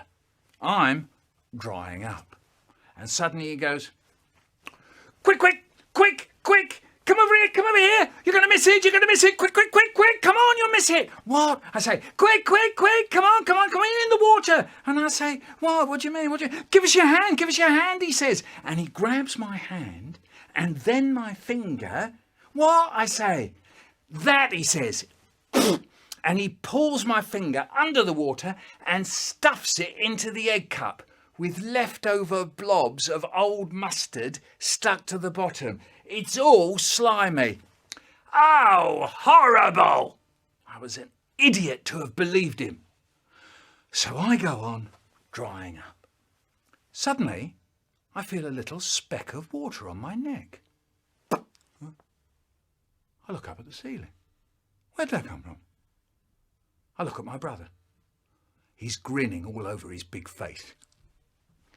Oi, cut that out! He grins again, sticks his finger under the water in the bowl and... Oi! That got me right in my face. Did it? He's well pleased. So now it's my turn. I've got the drying up cloth, haven't I? and I've been practicing for ages on the kitchen door handle. Now he's got his back to me, washing up, and out goes the cloth like a whip. And he catches him right on the... Ow! That hurt! I didn't hurt you! Now it's me grinning. So he goes, all right, let's call it quits. Okay, I say, 1-1, fairy squarey. So I go on drying up. What I don't know is that he's got the empty washing up bottle under the water.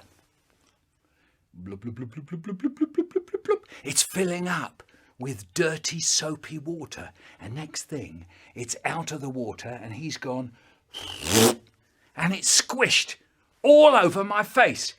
Got you in the mush, he says. Right, that's it, I say. I've had enough. And I go upstairs and I get his old bicycle cape. Yeah, one of those capes that you can wear when you ride a bicycle in the rain. So I come down in the bicycle cape and I say, okay, I'm ready for anything you've got now. You can't get me now, can you? So next thing, he's got the little washing up brush and it's got little bits of meat fat and squashed peas stuck in it. And he's come up to me and he's up under the cape with it, and he's working it round and round under my jumper and under my chin. So that makes me really wild, and I make a grab for anything that'll hold water, dip in the sink and fling it at him. Yeah, what I don't know is that while I went upstairs to get the cape, he's got a secret weapon ready. It's his bicycle pump. He's loaded it with the dirty washing up water by sucking it all in. He picks it up and it's squirt again all over my hair. Suddenly the door opens. Have you finished the... It's Mum and Dad. Just look at this. Look at the pair of them. And there's water all over the floor, all over the table. And all we've washed up is 2 plates and the mustard pot. My dad says, you can't be trusted to do anything you're asked, can you? He always says that. Mind you, the floor was pretty clean after we'd mopped it all up. When we had ice cream, we'd sit round saying, this is nice, this is really nice. But then my dad would say, you know what this could do with? Just a little bit of fruit salad with it. So, next time we had ice cream, we'd have ice cream with a little bit of fruit salad with it. And we'd sit round saying, this is nice, this is really nice. But then my dad would say, you know what this could do with? Just a few chopped nuts on the top. So, next time we had ice cream, we'd have ice cream with a little bit of fruit salad and a few chopped nuts on the top. And we'd sit round saying, this is nice. This is really nice. But then my dad would say, you know what this could do with? A few of those little tiny bits of chocolate scattered over the top. But my mother wouldn't let him say any more. You're always the same, you are. Nothing's ever good enough for you, is it? I'll tell you something. If you don't like this cafe, find another one. You know why you're like this? I'll tell you.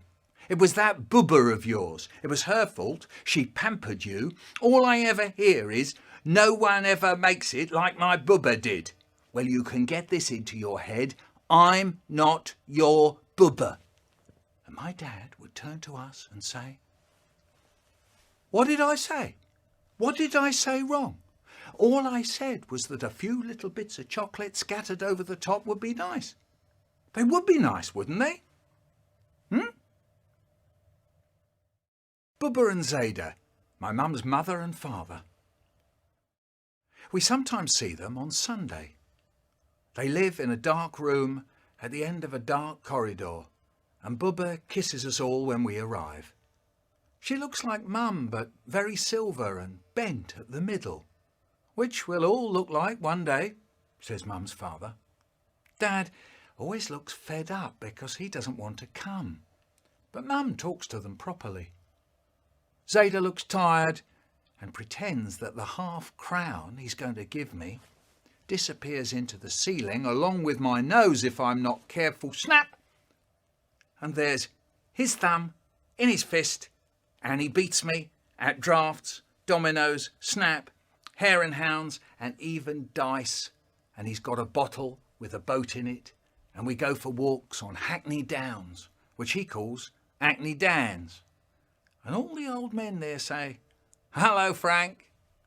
And while we're walking along, he says, "What's to become of us, Mickey? What's to become of us?" And I don't know what to answer. And he shows me to Uncle Jaime, who looked out of the window and said, "Is that big boy your grandson, Frank?" Even though he knows my name, because that's the way they talk. And when we get back, we eat chopped herring or chopped liver, which is my favourite. And Bubba tells stories that go on for hours about people she knows who are ill or people who've had to pay too much money. And at the end of the story, it always seems as if she's been cheated. And once she took a whole afternoon to tell Mum how to make pickled cucumbers. And she kept saying, "Just add a little salt to taste, a little salt to taste. Just taste it and see if there's enough salt. To make sure if there's enough salt, just taste and see." And she calls me Tuttler and rubs my hair and bites her lips as though I'm going to run away. And so she shakes her head and says, "Oi, oi, oi, oi, oi." But Zayda goes to sleep in the old brown armchair with his hands on the pockets of his flappy blue trousers.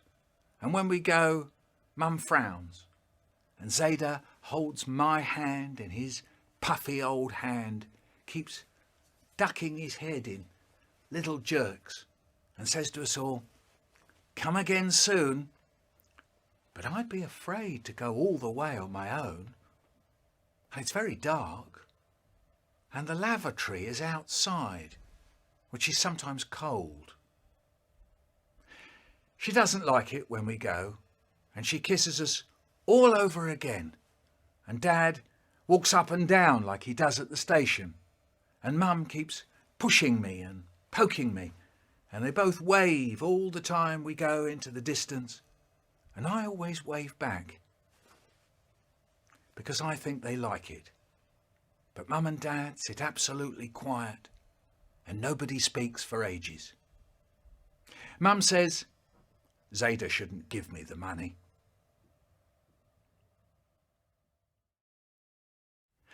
Chocolate cake. When I was a boy, I had a favourite treat. It was when my mum made chocolate cake. Oh, I loved chocolate cake. My mum, she says to me, "Listen, Michael, if there's any chocolate cake left over at the end of the day, you can take some to school tomorrow to have at playtime or at lunchtime." So I used to go to school with a piece of chocolate cake in my little box, and I'd be walking to school. "Yeah, it's in there, I know it, yeah." And I'd get to school, and it would be playtime or lunchtime, and I'd open up the box, take it out. "What's it? You got a chocolate cake. Open up the paper. Look at it. Oh, gonna get it.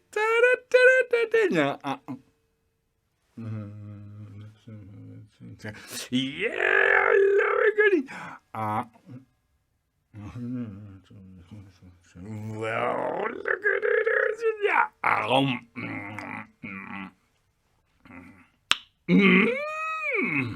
I loved my mum's chocolate cake, yes. And one time there was some chocolate cake left over at the end of the day, and I went to bed, and I was fast asleep. And then, in the middle of the night, I woke up and I thought, chocolate cake. Maybe I could go downstairs and have a little look at it. No one would know. So I got up out of the bed. Shh! I mustn't wake my brother up. Along the passage, careful not to tread on the creaky floorboard outside Mum and Dad's bedroom, because if they wake up and find me, I'll be in big trouble, so really quiet.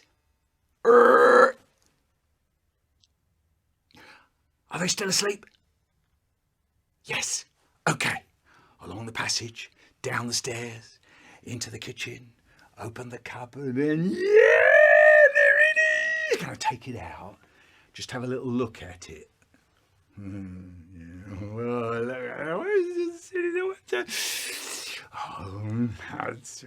then I notice some little crumbs on the plate. So I think if I lick the end of my finger, I could pick up some of those crumbs and no one would know anything about it. Oh yeah, look at that, a little sort of sticky bit on there. And then I notice on the side of the cake there's some little crumbly bits just falling off. So I think if I take a knife, I could just tidy it up a little bit. No one would notice. Scrunch it all together, and there's the crumbly bits and the sticky bits, and it's all going to go in there. Yeah, belly.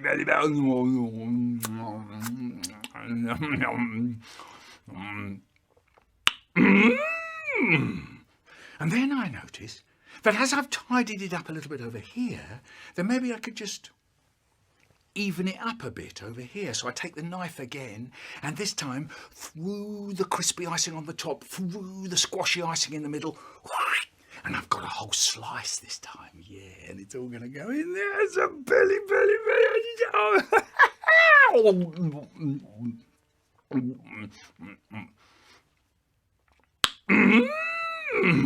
And now I got the taste of it in my mouth, and I can't stop myself, so I go, and I got all these slices, and I can't stop myself.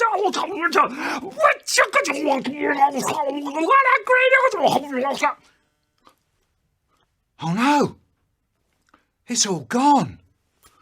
Oh no, they're bound to notice now. A whole chocolate cake doesn't just disappear. What am I going to do? I know. I'll wash up the plate and the knife, and they won't know anything about it. Good thinking.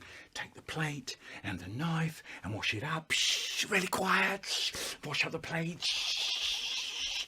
And the knife. Shh. Shh. And don't forget to dry up. Get the cloth. And don't forget the knife. And don't forget to put them away. Plate in the cupboard. And the knife in the drawer. And back up to bed. Shh. Up the stairs.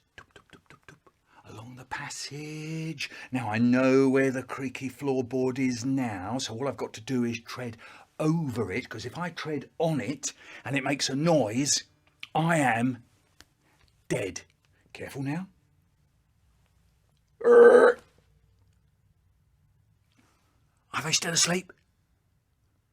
Yes, it's okay. Into the bedroom, into bed, under the covers. Nice warm feeling, chocolate cake in my belly, goody. And I go to sleep. In the morning I get up and I go downstairs and I'm having my breakfast. And Mum is busy over there and she's busy over there. And then she says, "Oh, Michael, don't forget your book folder." She hands me my book folder. And I'm busy having my breakfast. She's busy over there. She's busy over there. And then she says, "Oh, Michael, there's something else. There's something nice. There's some chocolate cake left over from yesterday for you to take to school today." And I went, "Right, yeah." And she says, "What's the matter? You usually jump at the idea of having chocolate cake." And I went, "No, it's all right. It's okay." And she's looking at me very closely, just here. And she says, "What's that?" And I said, "What's what?"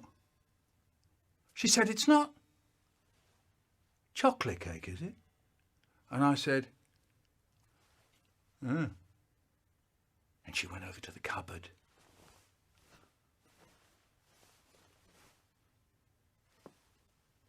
It's gone.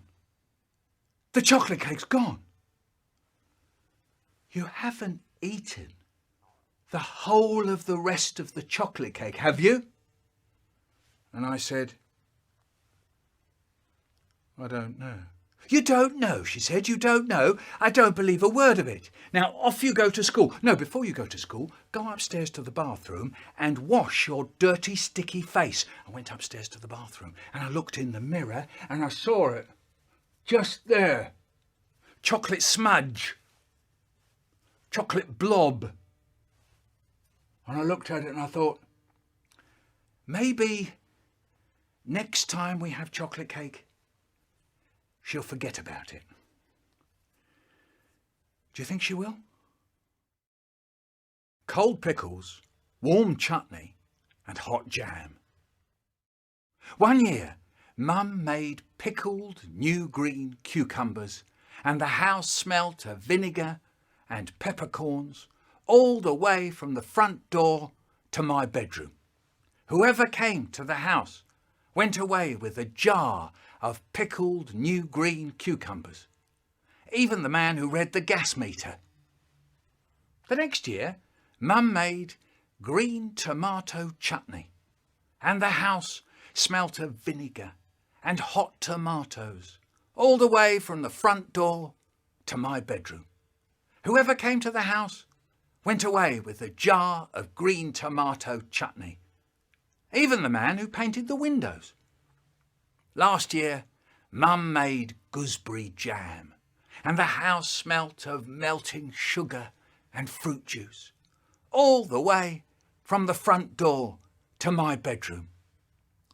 Not many of the people who came to the house got a chance to get hold of a jar of that gooseberry jam.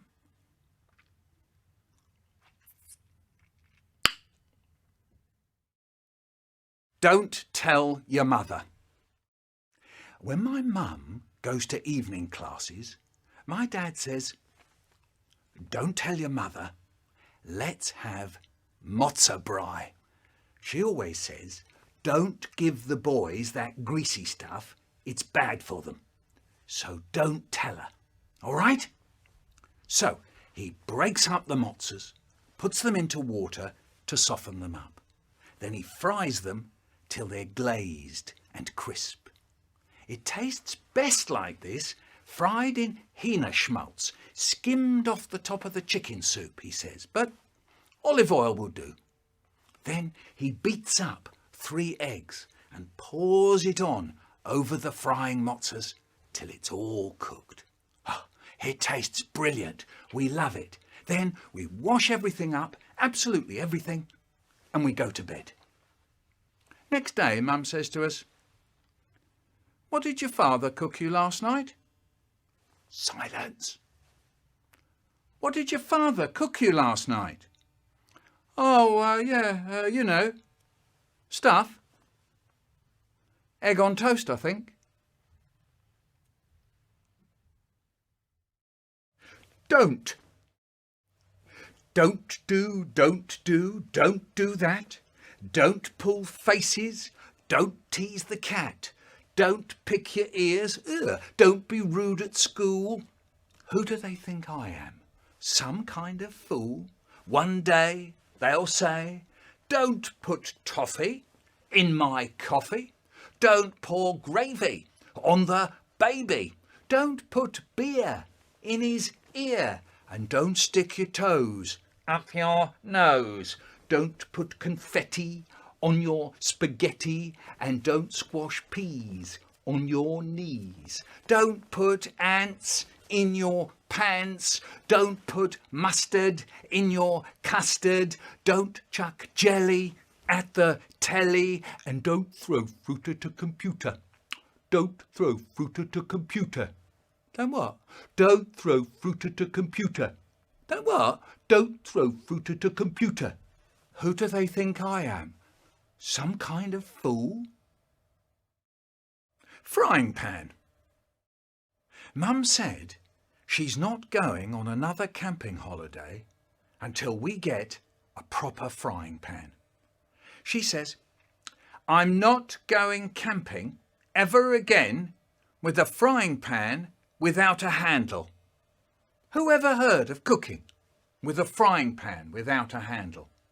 If you did more of the cooking, you wouldn't want to cook with a frying pan without a handle. Everyone else who goes camping goes with a proper frying pan. But when we go camping, we go with a frying pan without a handle. It's typical of your father. He gets a new car, he gets a new tent, he gets a new raincoat. But I'm cooking with a frying pan without a handle.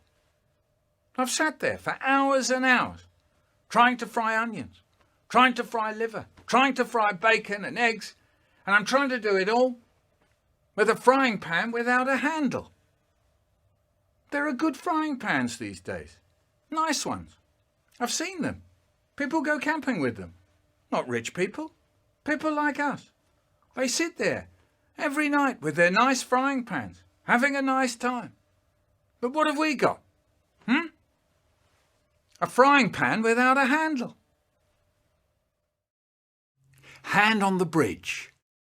Hand on the bridge, feel the rhythm of the train. Hand on the window, feel the rhythm of the rain. Hand on your throat, feel the rhythm of your talk. Hand on your leg, feel the rhythm of your walk. Hand in the sea, feel the rhythm of the tide. Hand on your heart, feel the rhythm inside. Hand on the rhythm, feel the rhythm of the rhyme. Hand on your life, feel the rhythm of time. Hand on your life, feel the rhythm of time. Hand on your life, feel the rhythm of time. Hot food. We sit down to eat and the potato's a bit hot. So I only put a little bit on my fork and I blow till it's cool. Just cool. Into the mouth. Nice. And there's my brother. He's doing the same. Till it's cool. Just cool. Into the mouth. Nice. And there's my mum, she's doing the same. Till it's cool. Just cool. Into the mouth. Nice. But my dad, what does he do? He stuffs a great big chunk of potato into his mouth and that really does it. His eyes pop out. He bobs his head up and down. He blows, he puffs, he yells. He even spits bits of potato onto his plate. And he turns to us and he goes, "Watch out, everybody, the potato's really hot." I'm tired. Dad says, "Phew, I'm tired." And Mum says, "You're tired. I'm tired." Dad says, "I've never, ever been as tired as this." And Mum says, "You don't know what tired is. I'll tell you what tired is. It's me. That's what tired is." And Dad says, "I'm tired all over. It's my legs. It's my head." And Mum says, "My tired isn't just inside. Everywhere's tired." Dad says, "I haven't even begun to tell you how tired I am." And Mum says, "I know how tired you are. You've told me. You know something? You telling me you're tired makes me tired." And Dad says, "And that's it. No one understands how tired I am. No one listens. In the end, I get tired saying I'm tired." And Mum says, "What you don't know is that before I was this tired, I didn't know a person could be this tired. If I had known then how tired I was going to be, I wouldn't have let myself get this tired. And I say, anyone round here tired?" Last word. Dad says, "Stop doing that." So the boy stuck his tongue out. Dad says, "Don't stick your tongue out at me." So the boy says, "I'm not. I'm just licking my lips." Later, bang, bang, bang, bang. Dad says, "Stop jumping up and down up there. I can't stand the noise." And the girl says, I'm not jumping, I'm hopping. And Dad says, some people always get the last word. Michael's Big Book of Bad Things, Part 1. I noticed that my mum and dad were different. This is how it was. I go to the bathroom and I'm cleaning my teeth. Upstairs, downstairs, front door, and I noticed that the toothbrush is a little bit wobbly. It's a little bit wobbly. I wonder if it would bend. Bendy. Yeah, bendy, bendy, bendy. Yeah, bendy, bendy, bendy, bendy, bendy. Oh no, I've broken it. Oh no, I'm going to get into trouble now. Let's stick it back. No, it doesn't work. No. Oh no, I'll make up a story. Yeah, I'll go into the kitchen and I'll go up to Mum and I'll go, hi Mum. I was just in the bathroom and I was cleaning my teeth really hard and the toothbrush broke. Yes, that's it. So I go into the kitchen and there's Mum and I say, hi Mum, I was just in the bathroom and I was cleaning my teeth really hard and the toothbrush broke. And Mum looked at the toothbrush and she said, oh, don't worry. It's only a toothbrush. It's no big deal. We'll get another one tomorrow. You see how she was? You see how nice she was? But a few minutes later, my dad comes in. He breezes in and he says, hi, everybody. Anything happened today? And we go, no, nothing much. He said, oh, come on, something must have happened. And we go, no, the sky's still blue. He says, oh, look, come on, just tell me something. What happened? And my mum, she says, oh, yes, something funny did happen. Michael's just told me that he went to the bathroom and he was cleaning his teeth so hard, the toothbrush broke. And my dad goes, cleaning your teeth so hard, the toothbrush broke. Cleaning your teeth so hard, the toothbrush broke. I've never heard of anybody cleaning their teeth so hard, the toothbrush broke. Michael, would you just come over here, come and tell me about it? And I go, oh, yeah, right, yeah. Yeah, it's like Mum says, I was cleaning my teeth and I noticed it was just, kind of a little bit wobbly. Wobbly? He says, wobbly? How do you mean wobbly? I said, yeah, like I'm saying, and I just wondered if maybe, it might be just a little bit kind of bendy. And he says, what's that you're doing with your hands? I go, yeah, like I'm saying, it's a little bit kind of bendy. He says, I'm beginning to get the picture. Oh, yes, bendy, bendy, bendy. You see that? He's got it out of me. He's taken me in for questioning and he's found out exactly what happened. And then he remembered it. He remembered and remembered and remembered. So the next time I did a bad thing, he could remind me of the last bad thing I did. So I'm in the bedroom and I'm sitting on my brother's head for half an hour. And my dad burst in and he goes, what are you doing? And I say, I'm sitting on my brother's head for half an hour. He says, I can see that. And I said, well, if you can see it, why are you asking me? And then he says, oh, yes, like the last time you went to the bathroom. Bendy, bendy, bendy. Pow! It was as if he had written it down in a book. Michael's Big Book of Bad Things. Michael's Big Book of Bad Things. Michael's Big Book of Bad Things, Part 2.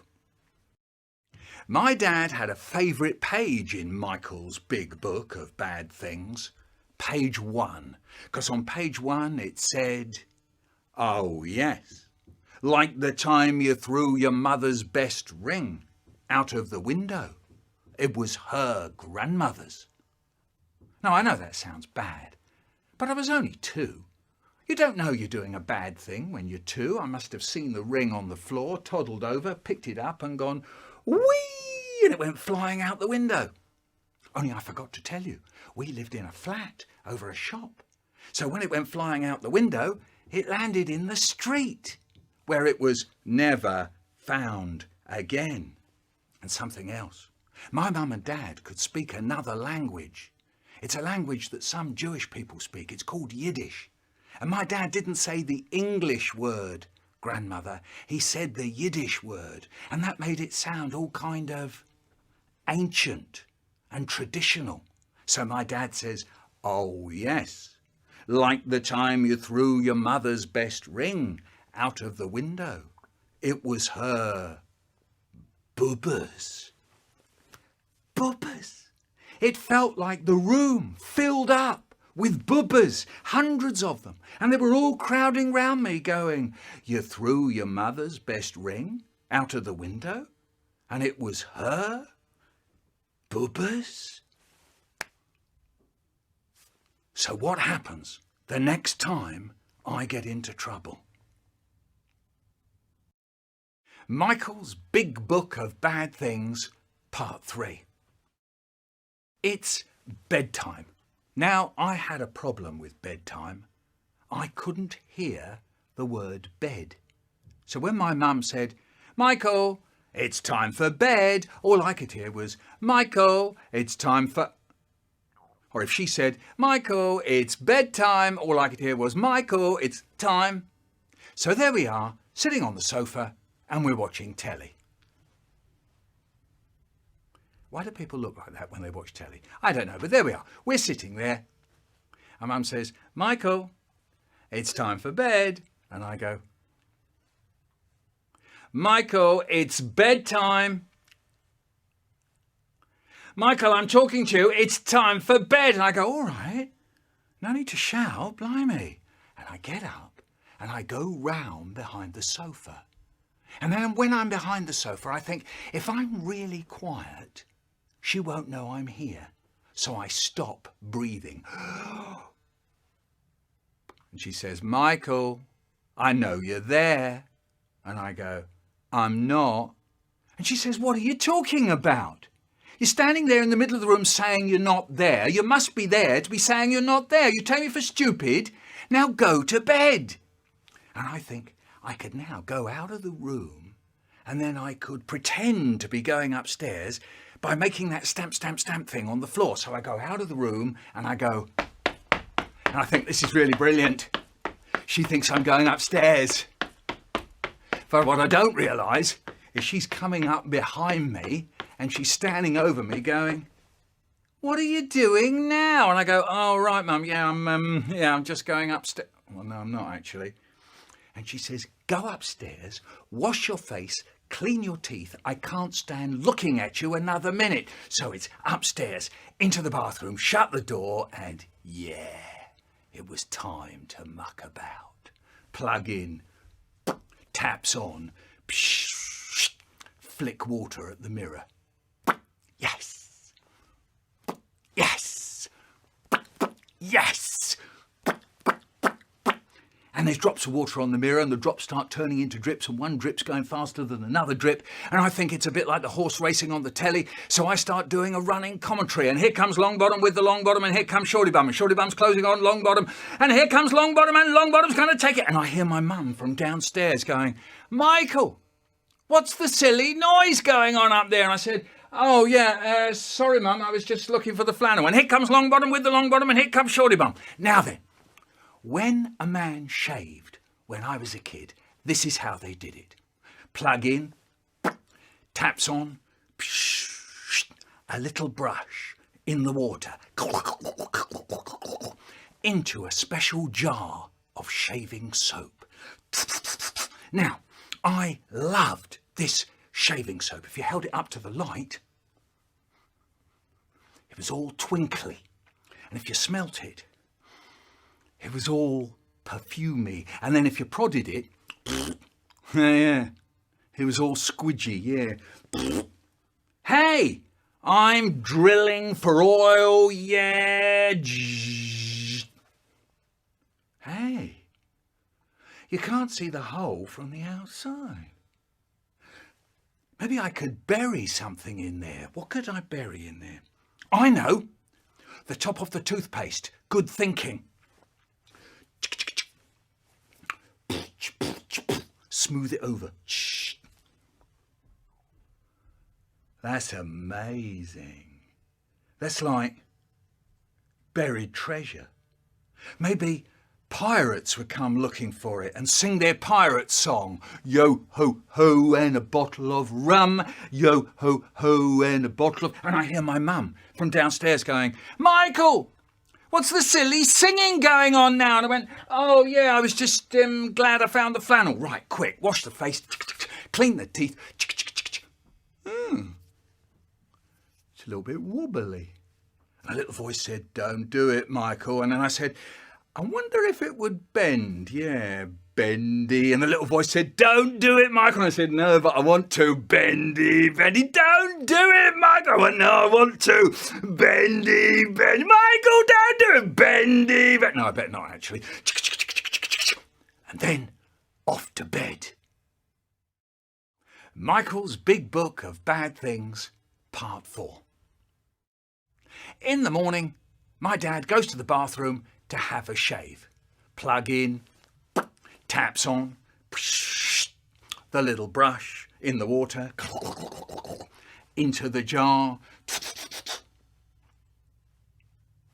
He's thinking, how did that get there? How did the top of the toothpaste get in my shaving soap? So he comes downstairs and he goes up to my brother and he goes, Brian, how did the top of the toothpaste get in my shaving soap? And my brother goes, So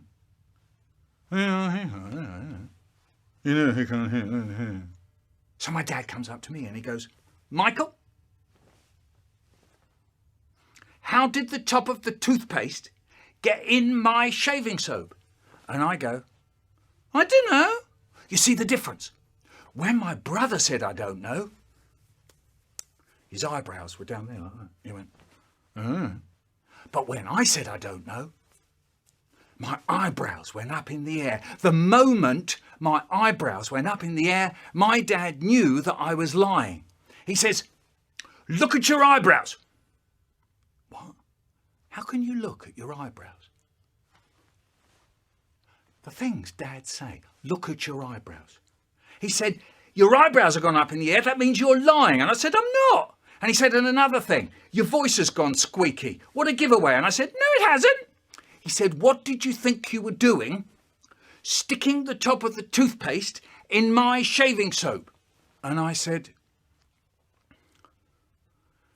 it's buried treasure. And he goes, are you crazy? Except he didn't say crazy in English. He said, are you a crazy person in Yiddish? And to say that, you say, are you Meshuggah? And it reminded him of something. Michael's Big Book of Bad Things. And in his mind, he's turning back the pages till he gets to page 1 and he says, oh, yes. Like the time you threw your mother's best ring out of the window. It was her bubbas. And the room filled up with bubbas. There were bubbas flying round the room. And they were all pointing at me going, first you threw your mother's best ring out of the window. And then you stuck the top of the toothpaste in your father's shaving soap. Ay, ay, ay, ay, ay. Mum reads to me every night. Mum reads to me every night. She's reading The Tailor of Gloucester. She sits on the edge of the bed and reads in a sing-song voice that drifts on forever. I tell her her voice is sleepy, and she gets all huffy and says, well, I shan't bother then. What a thing to say. Really, I don't think I'll bother. Sleepy was how I liked it. I wasn't complaining. Mum's dead coat. A sad thing happened this week. It was my mum's coat. On the label it says, the coat that breathes. When everyone was out, I went up to it, where it was hanging up, and I put my ear right close up to it. but it had stopped breathing. I don't think Mum has noticed yet, and I don't know how to break the news to her. If I go up to her and say, "Mum, your coat's dead," I think she'd be upset. My brother's on the floor roaring. My brother is on the floor roaring. Why is my brother on the floor roaring? My brother is on the floor roaring because he's supposed to finish his beans before he has his pudding. But he doesn't want to finish his beans before he has his pudding. He says he wants his pudding now, but they won't let him. So now my brother is on the floor roaring. They're saying, "I give you one more chance to finish those beans or you don't go to Tony's." But he's not listening because he's on the floor roaring. He's getting told off. I'm not. I've eaten my beans. And you know what I'm doing now? I'm eating my pudding. But he's on the floor roaring. If he wasn't on the floor roaring, he'd see me eating my pudding. And if he looked really close, he might see a little tiny smile just at the corner of my mouth, but he's not looking. He's on the floor roaring. The pudding is okay. It's not wonderful. Not wonderful enough to be sitting on the floor and roaring about. Unless you're my brother. Platform. I'm standing on platform 1 of Pinner Station at 4:30. Mum comes at 5:10. When I wait for her, I watch the signals for the express trains change. I watch the lights change. I watch the trains going dark as they come under the bridge. I'm waiting for my mum. I go and stand by the glass case on the wall where the Christian Science people put a Bible for you to read. It's open and there are bits of the page marked that you're supposed to read. I don't understand it. I watch the woman in the sweetie kiosk serving people Mars bars, bars of plain chocolate, packet of chewing gum, Mars bar, Kit Kat, barley sugars. Are you waiting for your mum again? Yes. I go and stand on the shiny floor of the waiting room and look at the big dark benches. There's a boiler in there. They never light it, even in winter. There are big advertisements that I read. One says, "Children's shoes have far to go," and a boy and a girl are walking away down a long, long road to nowhere with thick woods on both sides of them. I'm not waiting for a train. I'm waiting for my mum. At 1:45, the Flying Scotsman express train comes through. I stand back against the wall. It's the loudest thing I know. The station goes dark. I stop breathing. The coaches move so fast, you can't see people in them. At 5:10, Mum's there. The door's open. She'll be in the second carriage. She always is. Daylight shines from behind her, so I can't see her face. But I know it's her. Mum, I know it's her by her shape and her bag and her walk. Have you been waiting long? No. You could have gone home, you know. You've got a key. I like waiting for you. It's better than being at home on my own. I suppose it is. I point to the children in the big advertisement. Children's shoes have far to go. Where are they going, Mum? I don't know. I hold Mum's hand all the way home. Pneumonia. My brother has pneumonia and the house is quiet. I'm allowed in his room for a short time only. My brother has pneumonia and the house is quiet. When I go in, he shows me a little row of glass bottles with rubber lids that go. He shows me a tiny cardboard locomotive he's made, and we go dig-a-doo, dig-a-doo. And I sit on his bed and woof, and I spill his orange juice on his blanket. Mum comes in and says, "Oh, get out, get out. Look what you've done." My brother has pneumonia and the house is quiet. Shirt. Whenever my mum gets me some horrible shirt that I don't want to wear, she says, "It's good. Have it, it's nice. They're wearing them like that now." So I wear it to school. And whenever I come home from school, she says, "So, do they like the shirt?"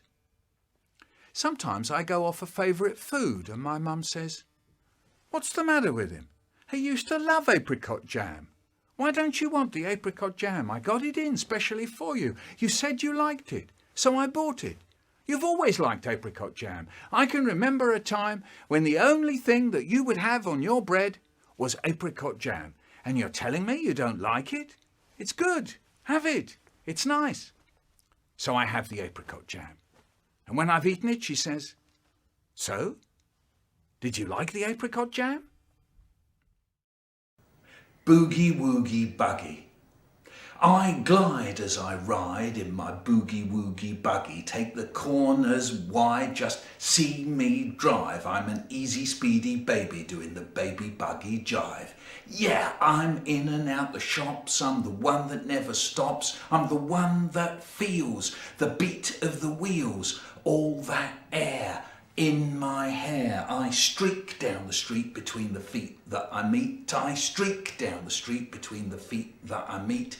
No one can catch my boogie woogie buggy. No one's got the pace. I rule this place. I'm a baby who knows. I'm a baby who goes. Baby goes. I glide as I ride in my boogie woogie buggy. Take the corners wide, just see me drive. I'm an easy speedy baby doing the baby buggy jive. Yeah, I'm in and out the shops. I'm the one that never stops. I'm the one that feels the beat of the wheels. All that air in my hair. I streak down the street between the feet that I meet. I streak down the street between the feet that I meet. No one can catch my boogie woogie buggy. No one's got the pace. I rule this place. I'm a baby who knows. I'm a baby who goes. Baby goes. Down behind the dustbin, I met a dog called Jim. He didn't know me, and I didn't know magic. You just knew that. Yeah. Down behind the dustbin, I met a dog called Jim. He didn't know me, and I didn't know. And you know, I did that the other day, and I got to the end of that, and the boy shouted out, "Well, how did you know his name was Jim then?" And I went, I don't know, actually. No, I'm sorry.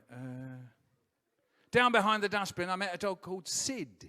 He could smell a bone inside, but he couldn't lift the... Well, he was a dog, wasn't he? Dogs don't lift lids. Why are you telling me this rubbish? Down behind the dustbin, I met that dog called Sid. He said he didn't know me, but I'm pretty sure he... Well, that dog was lying, wasn't it?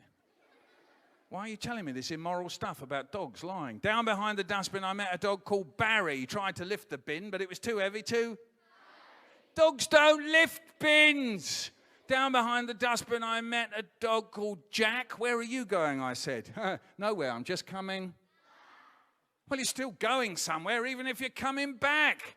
This is nonsense. Down behind the dustbin, I met a dog called Nicola. She looked a bit like an onion. So I thought that I would tickle her. I know, I suppose, yeah, you could have tickled onions, couldn't you? Yeah, no, you go to the shop, you go to Sainsbury's or somewhere, and they've got these, go to Sainsbury's, a big row of pickled onions, and they're all sitting there. Oh, no, that looks like me not breathing, doesn't it? Never mind. Anyway, here's the pickled onions. And then on the end, there's one jar of tickled onions. And they're all sitting in there going, don't stop it! Oh, you and your get out! It's just stupid. Down behind the dustbin, I met a dog called Felicity.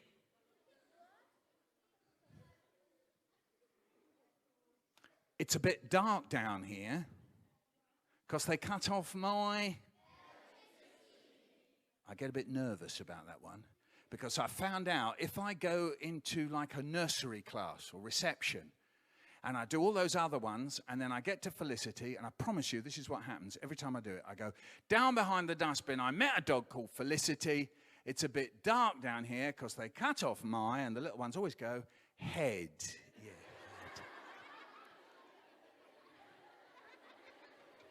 head. Head? Why would it be head? I don't... Oh, no, it would be dark, wouldn't it? It's a bit dark down here. I haven't got my head on, you know. That was rather a London dog, that one, wasn't it? Got my head on. Yeah. Anyway, so it's nice to know that everybody's here. And that word everybody, it's very interesting, you know, because we all know how to spell everybody in the old way, like this, isn't it? It goes E, V... Oh, you've gone all quiet. No, I wasn't going to trap you there. Let's start again. Here we go. See how we get on with everybody. Woo. Here we go. E, V, yeah. E, R, Y, B, O, D, Y. We're all agreed on that, are we? Yeah. Okay, that's everybody. We'll do it a little bit quicker. E, V, E, R, Y, B, O, D, Y. There we are. That's everybody. But that's the old way of spelling.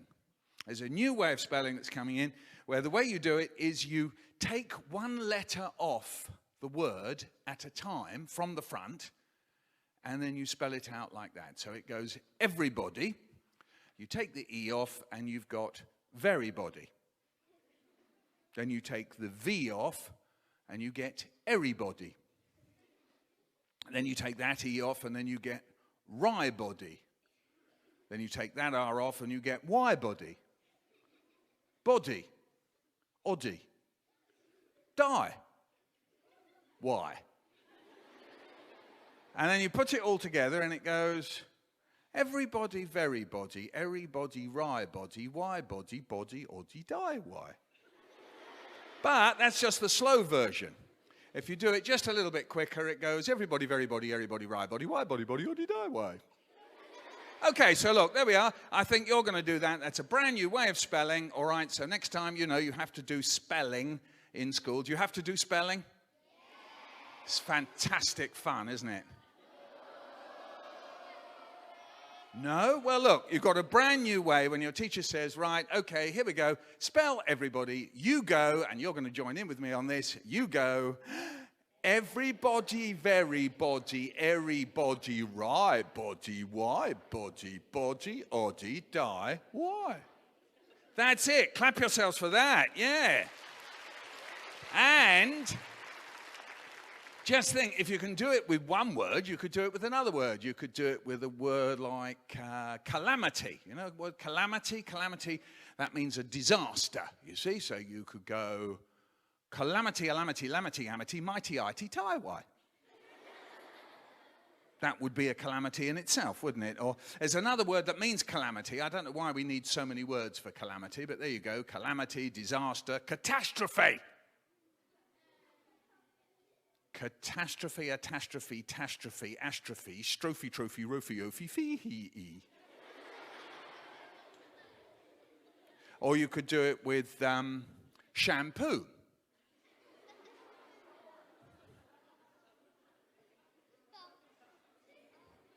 Shampoo, hampoo, ampoo, empoo, poo, ooh, oh. I know an old bloke, and his name is Lord Jim, and he had a wife who threw tomatoes at him. Now, tomatoes is juicy, don't injure the skin, but these ones they did, they was inside a tin. Well, they would, wouldn't they? You get a tin of tomatoes on you. I know, and you could join in with that. I know an old bloke, and his name is Lord Jim, and he had a wife who threw tomatoes at him. Now, tomatoes are juicy, don't injure the skin, but these ones they did, they was inside a tin. Oh, Gerard, what you say? The Queen of Society lives down our way. So there we are, a little London song for you there.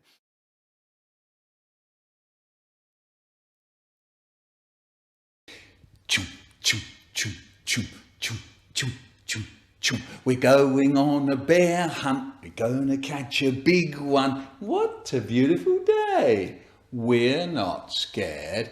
Uh-oh. Grass. Long wavy grass.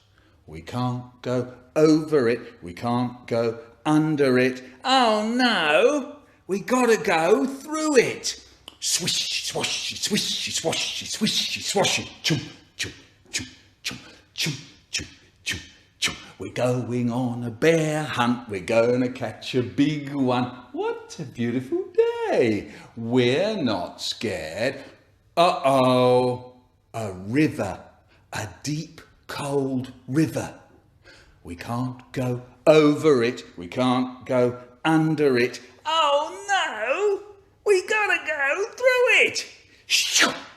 Splash, splosh, splash, splosh, splash, splosh. Choo, choo, choo, choo, choo, choo, choo, choo. We're going on a bear hunt. We're gonna catch a big one. What a beautiful day. We're not scared. Uh-oh. Mud. Thick, oozy mud. We can't go over it. We can't go under it. Oh no! We gotta go through it. Squelch, squirch, squelch, squooch, squelch, squooch. We're going on a bear hunt. We're going to catch a big one. What a beautiful day. We're not scared. Uh-oh. A forest. A big, dark forest. We can't go over it. We can't go under it. Oh no, we gotta go through it. Stumble, trip, stumble, trip, stumble, trip. We're going on a bear hunt. We're going to catch a big one. What a beautiful day. We're not scared. Uh-oh. A snowstorm. A swirling, whirling snowstorm. We can't go over it. We can't go under it. Oh no, we gotta go through it. Ooh, ooh, ooh, ooh, ooh. We're going on a bear hunt. We're going to catch a big one. What a beautiful day. We're not scared. Uh-oh. A cave. A narrow, gloomy cave. We can't go over it. We can't go under it. We got to go through it.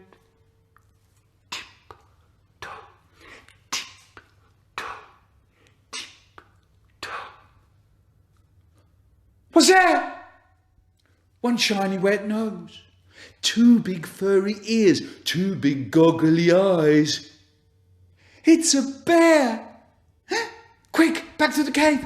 Tip-toe, tip-toe, tip-toe. Back through the snowstorm. Ooh, woo, ooh, woo, ooh, woo. Back through the forest. Stumble, trip, stumble, trip, stumble, trip. back through the mud, squelch, squelch, squelch, squelch, squelch, squelch, back to the river.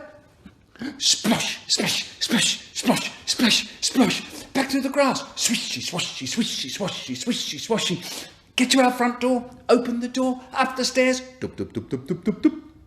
Oh no, we forgot to shut the door. Back down the stairs, dup, dup, dup, dup, dup, dup. Boom, back upstairs, dup, dup, dup, dup, dup, into the bedroom, into bed, under the covers. I'm not going on a bear hunt again. I wrote a poem, I think my first poem when I was about 16. It wasn't really my poem. It was somebody else's that I pretended. Well, there's this poet, wonderful poet called D.H. Lawrence, and he wrote a poem called Snake. He wrote another poem called Elephant. And he wrote another poem called Bat. And I thought that's so cool. Instead of saying the bat or bats, he just wrote Bat. So I thought I'd like to write a poem like that, and I called my poem Moth. The only trouble is, I'd never seen a moth. So I thought, right, I could take the poem Bat, because I do know about moths, is they're a little bit kind of furry and dark and go around at night, just like bats. So I could take the poem Bat, and wherever it says bat, I could scribble it out and write in the word moth. There it is, moth, moth, moth, all in place like that, except for one bit where D.H. Lawrence puts the Italian word for bat in it. And I thought, well, that's probably not the Italian word for a moth. So I scribbled that bit out. Who knows what the Italian word for a bat is? Pipistrelli. Oh, wonderful. Are you Italian? You're just pretending. That's great. Are you Italian? No? Do you know, I know lots and lots of Italian. Well, actually, it's 2 words, apart from bat. I know how to say con funghi. You know what that means? With mushrooms. Isn't that useful? I go to Italy, get out at the station, going to go and buy a ticket, go up to the man at the barrier. Con funghi. It's good, isn't it? You see, when you've got power and control over language like that. Anywhere I go in Italy, you know, you want a deck chair on the beach, you go up to the bloke on the beach. Con funghi. Anyway, that poem called Moth by Micheal Rosen. It was printed in the school magazine. People looked at it and they went, this looks a bit familiar. Looks a bit like that poet D.H. Lawrence. And I went, does it? I wonder why that is. Some coincidence. So that's maybe round about the first poem I didn't write. When we did spelling, it wasn't like the way you do spelling. You know, your teacher says, right, you've got some words to learn tonight. And then you go home and have you got those things where it says check, cover, learn, read, cover, learn, check. Have you got one of those? Yeah, my daughter has that. And it's check, learn, cover, read, check, read, cover, check, learn, cover. Huge bits of paper. It's longer than the word itself. The word says something like bat. Check, cover, learn, read, discover, learn, check, read, check. By the time you get to the end, you're so tired, you've forgotten the word at the beginning. But anyway, look. And then she comes in the next day and the teacher says, right, we're going to do your spelling test now. Okay, bat. And you sit there and you go, bat. Bat, what's that begin with? That's D, isn't it? Yeah, D. And you look across at your mate. Oh, right, begins with a C, does it? Oh, right, okay. C-A-T, good, right, that's spelled bat. Good, yeah, lovely. And then the teacher says, right, okay, we're just going to check them now. Bat, that's B-A-T. Did you get that right? And you go, yeah, I got that right, yeah, that's right. Oh, no, it wasn't like that in the Stone Age. Oh, no, this is how it was. Every Friday, she wrote 12 words up on the blackboard. 12 words up on the blackboard, and then she'd say, learn them! She had that nice way of making you feel at home at school, you see. Learn them! And then you had to write down the 12 words in your notebook.